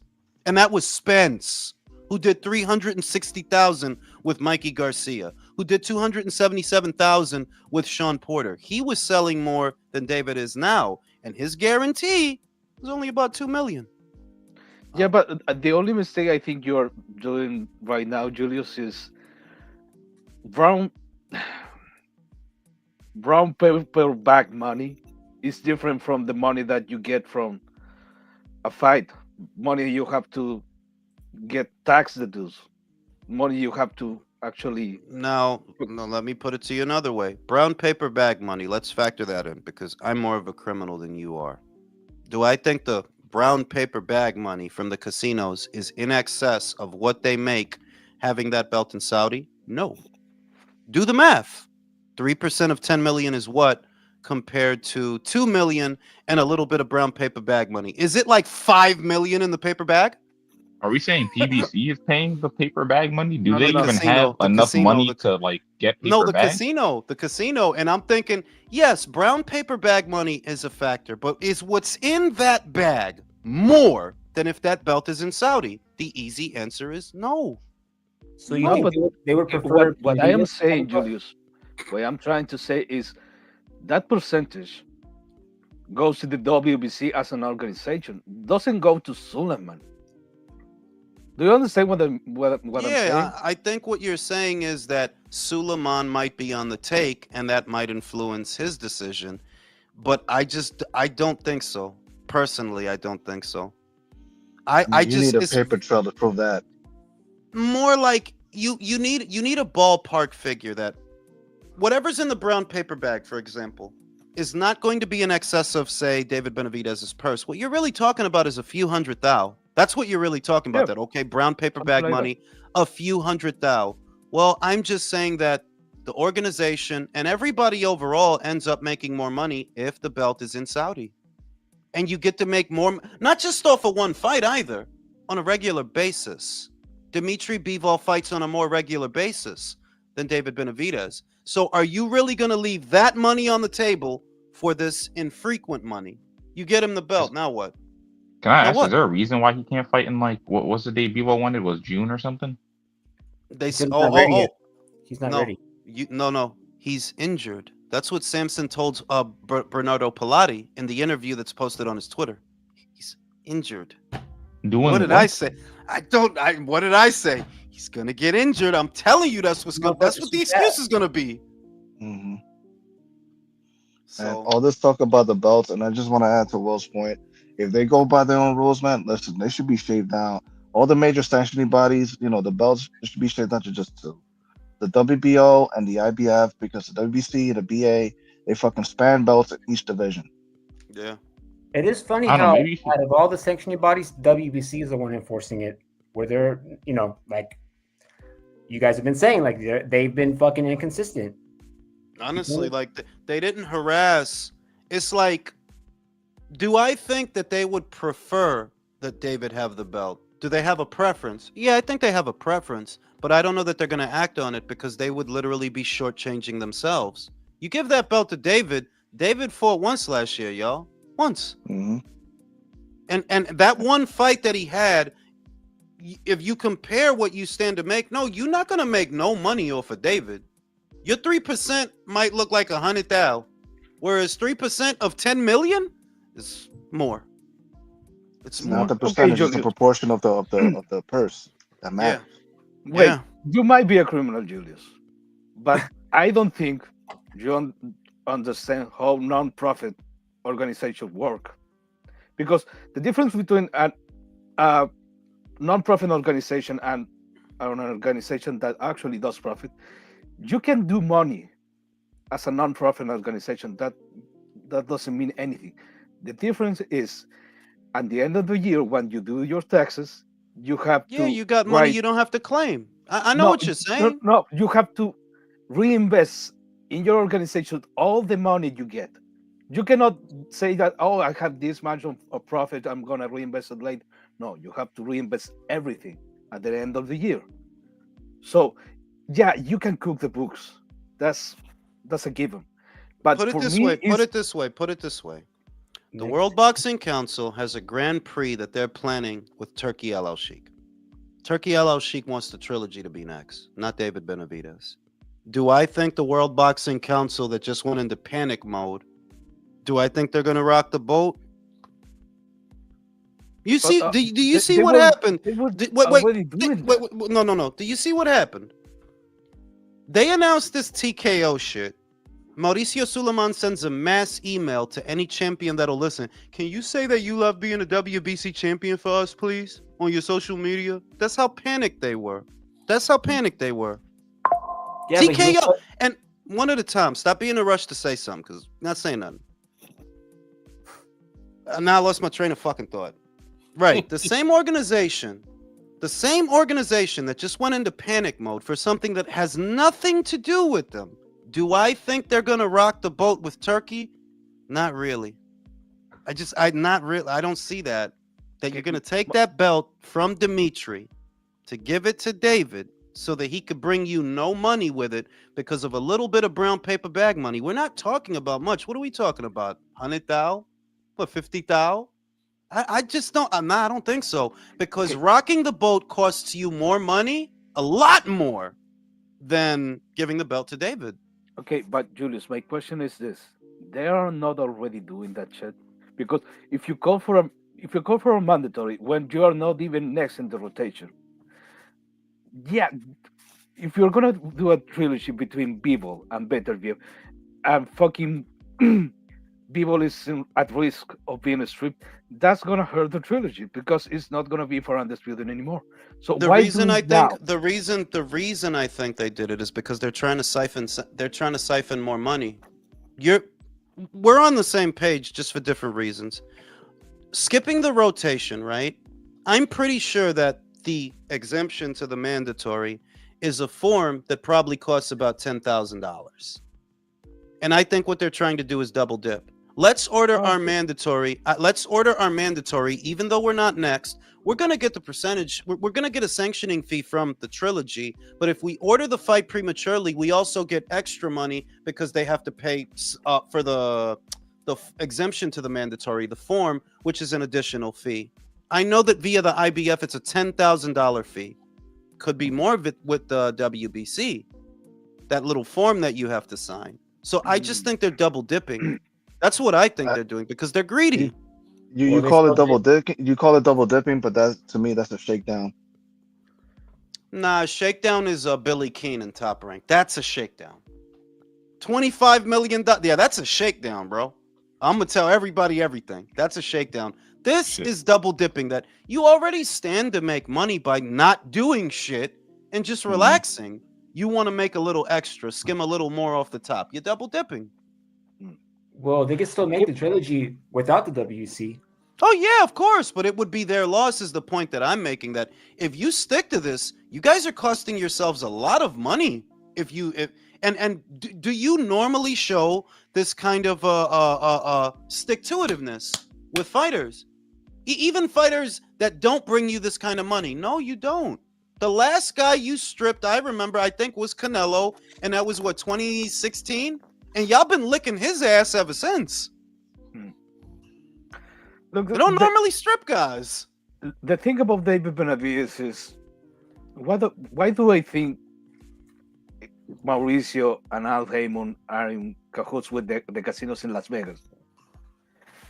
Do you understand what PVC is? That shit ain't boxing. Yeah, it's not boxing. They're laundering money or something. Because they can't be making money, is what I see. Like, there's no way they're making money. They're making some kind of money, but this is the thing. When we talk that shit is not boxing, is those fights are not really. That's not really a sport. It's not. So what we're trying to do with David Benavidez is, okay, I think we have something with this guy, so we're gonna give him soft touch after soft touch, and he's gonna keep knocking people out, and at the end of the day, that's gonna give you some buzz in the same way they did with Gervonta Davis, and we're gonna try to sell some pay-per-views. We're gonna try to sell something in Las Vegas in cahoots with the casinos. Maybe we can get some money there and keep the guy safe and keep the guy. Yo, who the fuck is snoring, bro? Hey, me. Hey, me. Now, what I am saying is that we're trying to do with David Benavidez the same thing they did with Gervonta Davis. Well, let me answer this stupid ass fucking thing. It's not complicated, retard. David was never next. Act like you fucking know. Michael Eifert is actually supposed to be next if it's about mandatories, and that's not because I said it. That fucking dude's been mandatory for like a year and a half, 2 years. He was supposed to be next. That's the truth. I don't know what the fuck you struggling with, bro. Like I said, either you're really that fucking retarded. Like I literally don't like. Are you retarded? Michael Eifert beat Jean Pascal well over a year ago, like close to 2 years ago. He's actually supposed to be next. Turkey wants the trilogy. One at a time, fella. Go ahead. My bad. No, I was gonna say, this dude literally goes on every fucking live channel, like boxing channel, to fucking spill his. I think he is on the spectrum. I think he has like ADHD when it comes to David Benavidez. Like, bro, the amount of time you dedicate to this, like, there's trolling and then there's this. And this is like, yo, you've been doing this every day for like, what, 3 years? Jules, listen, Jules, you're breaking your own rules. If it's not a super chat attached to it, you're right. Don't fuck with it. You right. That's it, bro. It's too late for this shit, man. I'm tired of all this data. Because this dude is a fucking retard, honestly. Like, Mexican Killer says Mirage is probably playing with himself with all this David talk. Yeah, I'm starting to think probably why. Bro, it's entire relationships that I've had with titties and ass that I didn't dedicate the amount of time he's dedicating to fucking David, dog. Yeah, That's man. fucking crazy, Bro, dog. I don't know if I've defended my girl this much, bro. That's what I'm saying. Like, this bitch is sucking dick out here. Like, yo, I didn't go up to bat for them the way he goes up to bat for David. And this is Raj- not some shit that he's doing tonight. It really has been about 3 or 4 years. It has been that long. That's a lot, bro. Mirage is dying on that hill, man. Wait, you're telling me that he's been talking to you for this long and he doesn't know how to go to the WCBC website and look up a fucking ranking? Oh, he won't. He won't. No, I really used to think that it was like a satirical troll that he's just that's how he has fun. But when I saw that he's on other podcasts doing this all day, it's like, nah, this dude is not normal. Something is wrong with him. That's not normal, bro. I don't love no fucking fighter that fucking much. You think I'm gonna be on podcasts all day? Not just mine, other people's too, all day, all week, all year. Nah, that's not normal, bro. That's not normal, bro. Get some pussy, Mirage. Damn. Hey, Jules, I was gonna tell you, bro. You want to see some funny ass shit? Go to fucking True Media. Fucking Haney's dad was arguing with like a 72-year-old fucking like Tank fan. Oh, Gray, who's a Tank fan. Shit, dude, that shit was fucking comedy gold. Shout out to Domo. Mirage, why is it suddenly so complicated only when David's in the picture? For every weight division he's campaigned in now. Yeah, man, that dude is not normal, bro. That's certain shit is a red flag. You could talk about boxing all day, I guess. Even I don't do that. And if I do, it's because I'm making money from it. You doing all that for free, bro? All day? BDA goes live. There's Mirage. IBFP goes live. There's Mirage. And he ain't even talking about nothing else. He's talking about David all day. He gets demolished on IBFP all the time, man. That's like, nah, ain't nobody got that kind of fucking time. So either he's on the spectrum or something. He got like David the ADHD, the D. It's somewhere that must be for David or something. It's like, this motherfucker's not normal, bro. Like, it's not normal, bro. He's like that monkey in Toy Story that was like looking at all the cameras, except it's all just like feeds of lives, bro. We're just waiting for David Benavidez to be talked about. For real, like that. Do you understand how that shit look, bro, Ray? Bro, you wait for motherfuckers to go live so you could talk about David all day? 24/7. Yeah, this motherfucker's on the spectrum. I thought it was a joke until like the what's it called? Like right after the one time he was like, David Benavidez is one of the most greatest generational fighters. I got off, bro. I was like, nah, no way. He's either I used to think honestly because he's so monotone that he's just pretending to be a retard. Now he's convinced me he really is a retard. I'm convinced now. You won, bro. Hey, but didn't he admit? I'll be back. I'm gonna smoke a cigarette. Didn't he admit that he hates Canelo though, or? Dude, I mean, that's pretty much where it's rooted, I guess. The very first time he came on this channel, he literally argued with all of us for 5 straight hours. Damn. Yeah, that was like in 2022. Yeah, he fucking dragged the live out to 5 hours straight arguing about David Benavidez. That's fucking hilarious, bro. You ever think maybe it's antisocial personality disorder? Like he just does this to get his rocks off because he enjoys annoying people? Because some people do have a tick like that. Where he doesn't do it with any other fighter, bro. This is not an anti. He seems somewhat level-headed at any other time except for when it comes to Benavidez. Yeah, I mean, if he talks about other boxing, he's totally cool. Get him on Benavidez, man. Oh. Sorry, Country, I didn't mean to cut you off. I was just going to say, well, you know what antisocial personality disorder is, right? It's the new term that they use. It's an umbrella term for like sociopathy, psychiatry. Sociopath?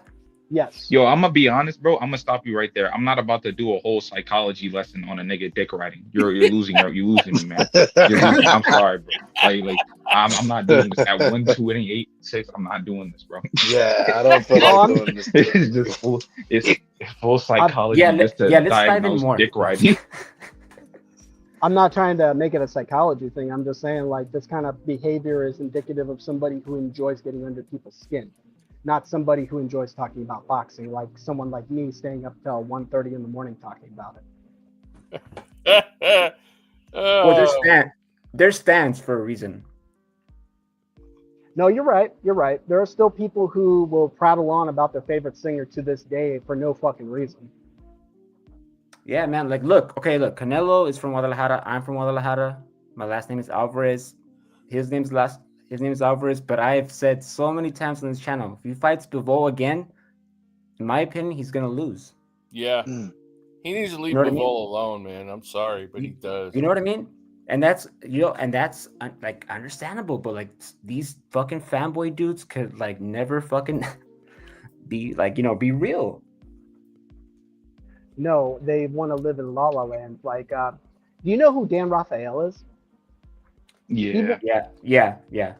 When I was following him before I had him blocked, he had Errol Spence at number 1 of his pound for pound list next to Tyson Fury at number 2. Wait. What year was this? 2020. The same around the time, 2018, right? 2018, 2019, around there. Same Around time there, we were talking about that earlier. What happened that year? Yo, they overrated Spence to the gills, man. That's a fact, dude. Some people did have him at number 1 besides him, and I always ask them the same question: why is he rated over a heavyweight? Why? And isn't it the point of pound for pound is to rate non-heavyweight fighters that could be theoretically as good as heavyweights? Yeah, but you get people who include heavyweights in on that anyway. I mean, so I don't know. I think it's like when you're because the thing is like when you're the heavyweight champion, you have a personal distinction from all the rest as the baddest man on the planet, and nobody else can beat you. But since that already been diffused by the likes of Usyk, hey, you know what? Fine, if you want to put in a heavyweight on the pound for pound list, go ahead. Just as long as they're able to compete in multiple weight classes and be the literal composition of what pound for pound means. Right. Well, look, I think Canelo has a better resume than Usyk, but Usyk has the wins. Yeah. And he's undefeated. Would you say it's a better resume? I said Canelo has a better resume than Usyk. But Usyk has the wins and he's undefeated. I don't know if I say a better resume. That might be a bit much. How do you say one has a better resume but the other has the wins? That I don't understand what you mean. Well, what I mean is that like the amount of fighters that he has fought, even though he may have not won, he actually, he challenged himself and fought. He lost, right? Usyk? No, Canelo. Okay, I know what he's saying. He said, but I don't like it. But I know what he's saying. He's saying like the fights were against like the likes of like Bivol and like Mayweather and stuff. But I don't really agree with that. That's like moral victory shit to me.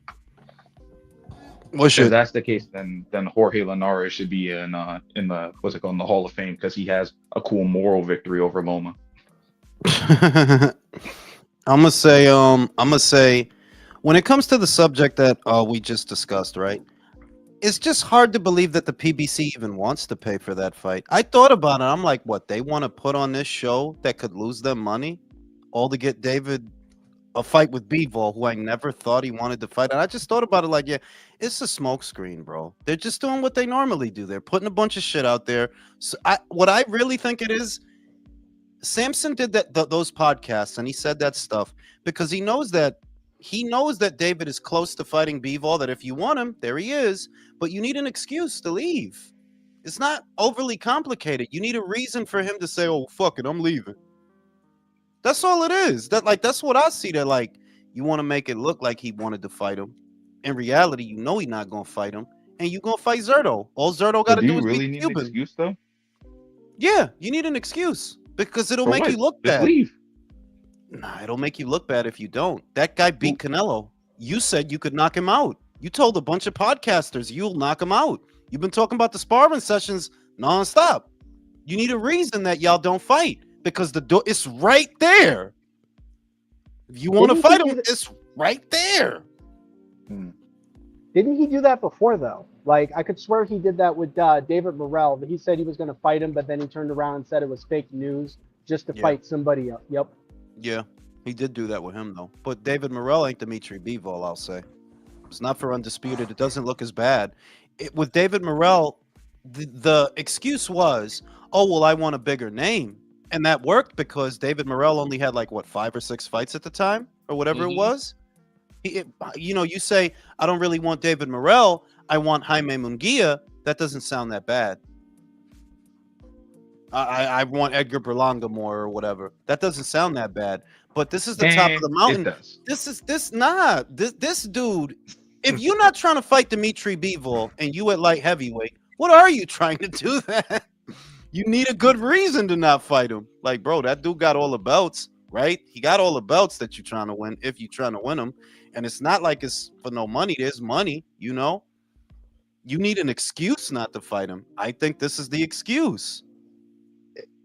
I just don't see the PBC wanting to pay for that fight. Like, nah, you do that fight in America off of market value, that is 150,000 buys. That's not gonna sell, bro.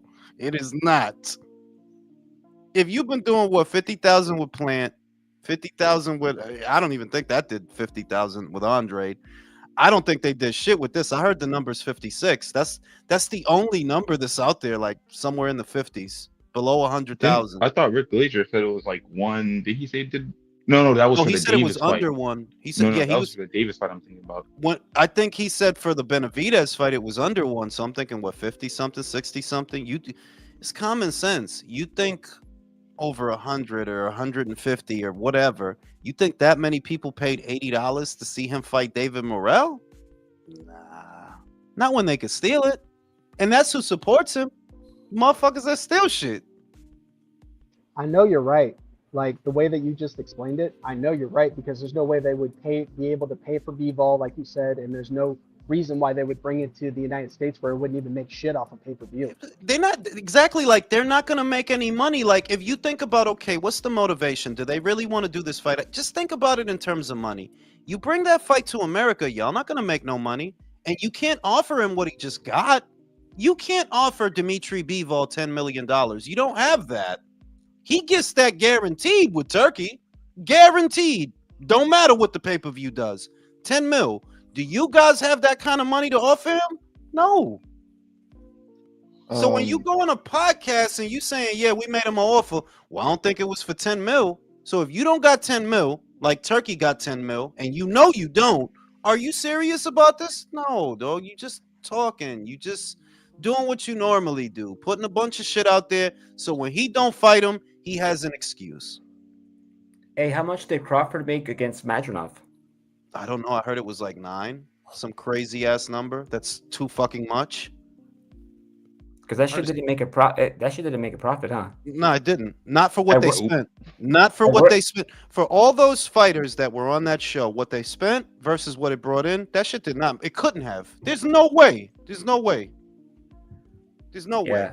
I worked that shit. There's no, and you know that's also how you know that like Turkey not trying to make money off of boxing, because they overspent, bro. What they spent on that shit, it's like, yeah, dog, this dude just has a lot of money. He's a kid in a candy store, basically. He just has too much fucking money. He don't know what to spend it on, so fuck it. Yeah, with the temper, right? I'm just thinking about this. Go ahead.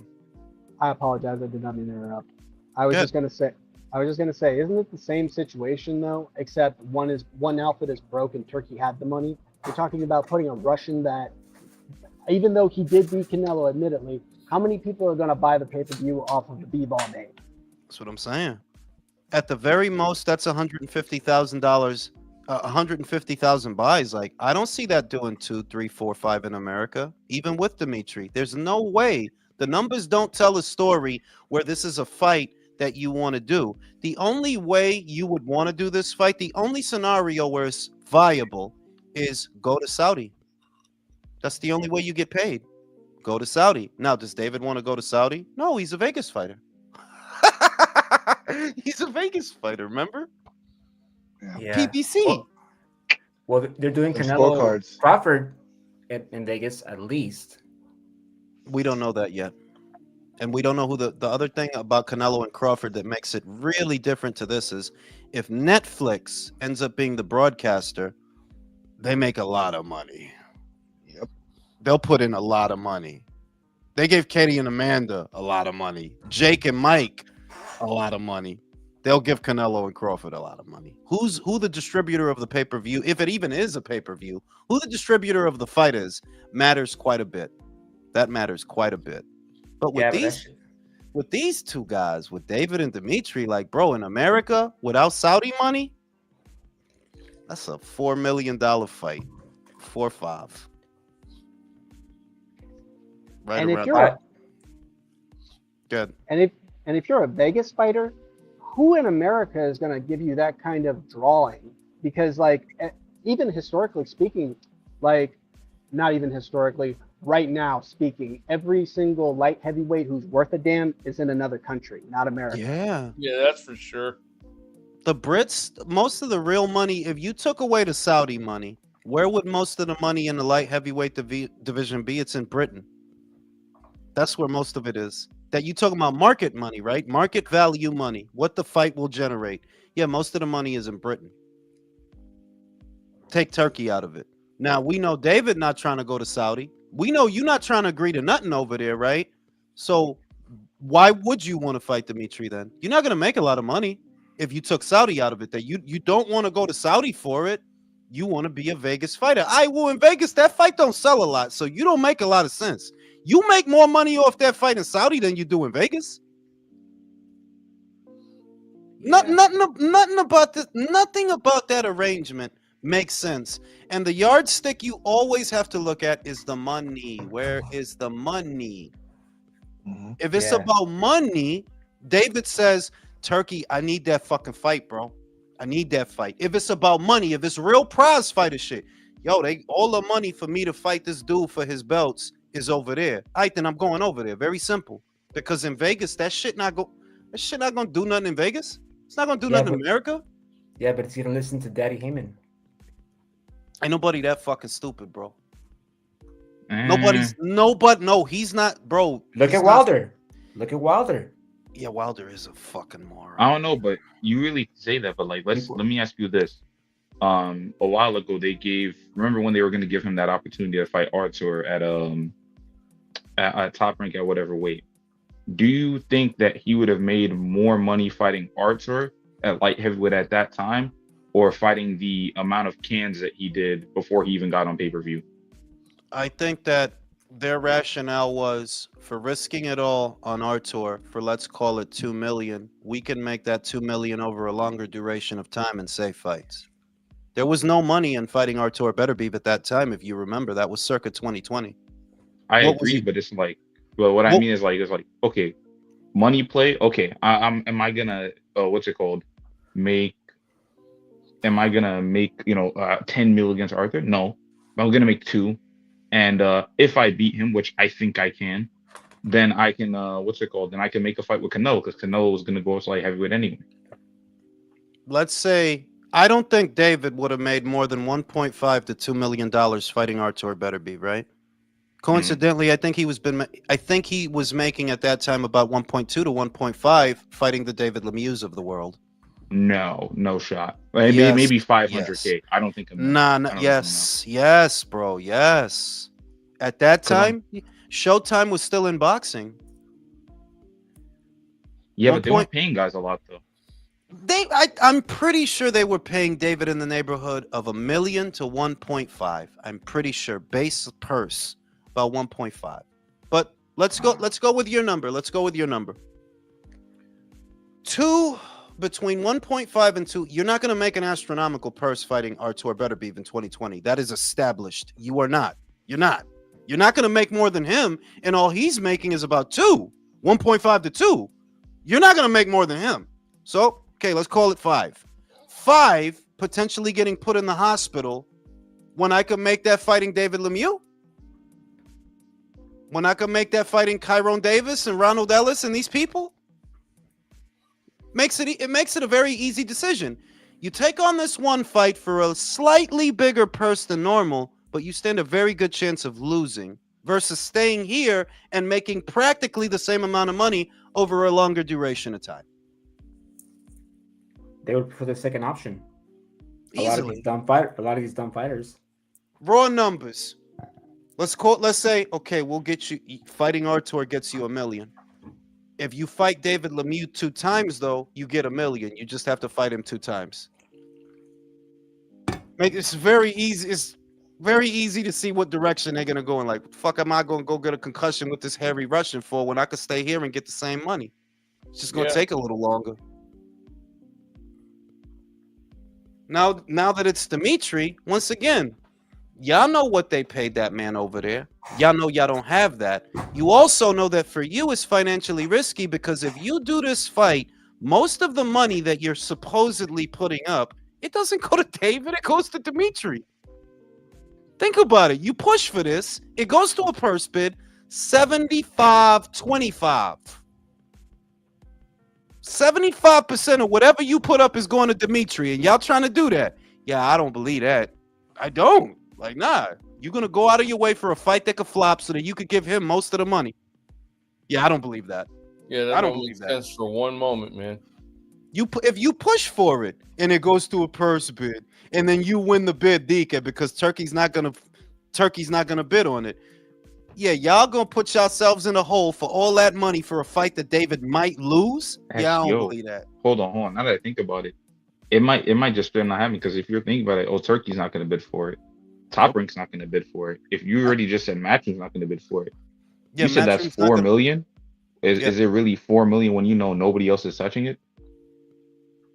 Even less, because you could be. You see I see your point that they won't have to bid an astronomical amount of money because nobody else is going to pay to do the show. So you might be able to win the bid with $3 million.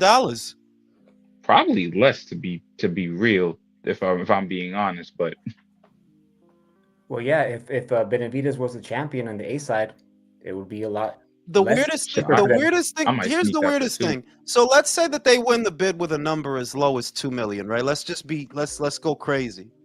They win the bid with just $2 million. You know that most of that 2 million is going to Dimitri? Because the splits are assigned if it goes to a Because first it's bid. like, I think that could happen because it's like low key. It's like, hey, bro, money's tight. I think that's a show. If you make that low of a cost, shit, I don't know if you go lower than that, that's just not happening at all. I mean, it's not happening regardless, but I guess we're living in reality. But if you put it at that low, you could just make a free card. No, you can make it. Look, you could make a profit on it, right? If they were serious about doing the fight. If they were serious, like let's say, okay, Matchroom's not going to bid, Turkey's not going to bid, Top Ranks, nobody's going to bid on this thing. So we could bid like 2 million, right? Dimitri has to turn down the 10 for Artur for your 2. Because that's the other thing. You're comparing your money to what Turkey's offering. Turkey's going to offer him probably in the neighborhood of 10 million to fight Artur again. In the neighborhood of 10. He's going to turn that down to go fight David for, I don't know, 1.2, 1.3. Hey, but Jules, don't you think that Matchroom and PBC would work together to? No, because Eddie already said that. Eddie already said, this is why I said this. Eddie already said that Dimitri's next move is going to be based on what Turkey wants, and Turkey wants the trilogy. El Turkey. So, if Matchroom's not going to bid, right? That, you know, if they're not going to bid and nobody else is going to bid, okay, PBC, you could take it to a purse bid. You could do that. But even with that, that doesn't guarantee that you get the fight. Because you got to get, so what? Dimitri's going to turn down 10 mil for a dude he just beat so he could go fight for 1.2? 1.5? Do you think David would even take that at that point? No, are you seeing what I'm getting at? Yeah, That it doesn't make sense that David's gonna make $600,000 in an undisputed title fight. He wants that because they could. The thing is, though, I can't imagine PBC. Maybe they bluffed the bid because it's like, if you were to realistically, 2 mil is kind of how I would do it at that point. I'm just like, hey, bro, no one else is gonna bid on it. I might as well. But it's like, you know how much of a fuck you that is? It is, but it's also that's to eat my dick if I've ever seen one. Bro, like you bought the fight, like you probably made more money fighting Andre than this shit. You know what I mean? Like it don't make sense. Like why would they even? This is like that's why I keep saying everything we seeing is a smokescreen because the numbers don't make sense. It does not make sense that y'all want to go head to head. with Turkey for a Dimitri fight when you know he has more money than you do? You know that. He's going to pay Dimitri way more than you would. So if you send an offer, it's not with the intention of doing a fight. You just want to look like you wanted to make a fight. You know you don't have more money than that guy. Each day I think about it, I wonder why the fuck did Davis stay with PBC, bro? Because he's a fucking Safer. retard, bro. Well, you took the words out my. It's safe. Over there, you get 1.2 for David Lemieux. You know, 1.5 for Demetrius Andre. Now, don't forget that there's escalation. The situation is not getting better. While we talking about this Dimitri shit, here's reality. If you're not part of that scene over there, irrespective of what happens, who do you even fight? Who you gonna fight? You could say, "Oh, well, I'll go after Callum Smith." Callum don't fight on the cheap. I can't. That's the word on the street. The reason that motherfucker didn't fight more often, he won a lot of money every time he get out there. You think he gonna come to America for what, 600,000? No. Hey man, that Canelo bag changed your life, bro. Change your life, bro. And remember, he got a bag off of the World Boxing Super Series for winning that. I think he got like 2 to 3. So you don't come back to America and say, yeah, well, I'll just fight them Brits. Them motherfuckers not getting on a plane, I think, for anything under 1 to 2 mil. They are not. Look at Joshua Buatsi and Anthony Yard. They know that fighting each other makes a lot of money. They still ain't fought. But they gonna come to America for David and his $500,000. Hey, Jules, I was going to say, man, you're making sense. But honestly, all I hear or all I can imagine is the narratives that are going to come out. Yeah, but we gotta do with the narratives what we do with Mirage. Like after a while, why am I talking to you? You see what I mean? Like after a while, like I know there were gonna be narratives. I know that there were gonna be content creators that, but like, yo, who you be talking to? Broke motherfuckers and people that steal shit? Who am I arguing with? This is like arguing with a crackhead outside of 7-Eleven. Why would I be doing that? We talk geopolitics with the wino outside the 7-Eleven. Like, yeah, we not doing that. I'm not doing that. The fuck I look like? Yo, Shit's silly. That should happen earlier, bro. At the True Media, fucking, I'm telling you, Devin Haney's dad was arguing with a 72-year-old fucking Tank Davis fanboy. That shit was. I was like, why is this dude even giving him the time and day, man? Like, even Tank's fans after a while look at everything that happened with the Roach fight, and if there's anybody still arguing in his defense, that's not somebody you need to be arguing with because he lost. The world knows he lost. You could go to any independent poll and see unanimously people think he lost. So I don't need to argue with you about this at this point. This is not contentious like Dimitri Bivol versus Artur Beterbiev 1, to where, you know, there's an argument there that could be had. Like, no, there's no argument. Most people think he lost. Me arguing with you is me doing you a favor, because I don't need to argue with you. Most of the world thinks he lost. I don't need to argue with you about it. 50,000 people here, 100,000 people there. Most of the world thinks he lost. Yeah, no. Shout out to motherfucking Kingsley. Is Pacheco fighting Mabili? Different stories on X. I'll make it short for you. No, they are not gonna fight. They're not gonna fight. I would like for them to fight, but the impasse that they have, they're not gonna fight. Can't say as I blame them. I understand, but I'll probably do a video about it tomorrow. But short answer, that fight will not happen. I am curious why they split up the May card in 3 days.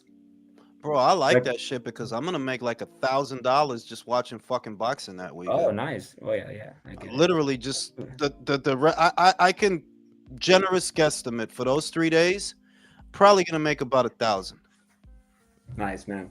Just sitting on my ass.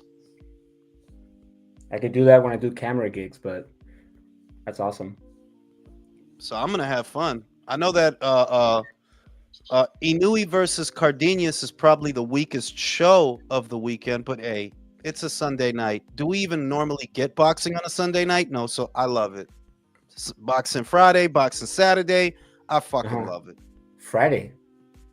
Isn't the Garcia Rolly fight on a Friday? Isn't that on a Friday? Yes. Yeah, it's on a Friday. Yeah. Yeah. So, bro, it's like a fucking erection all weekend, bro. It's fucking great.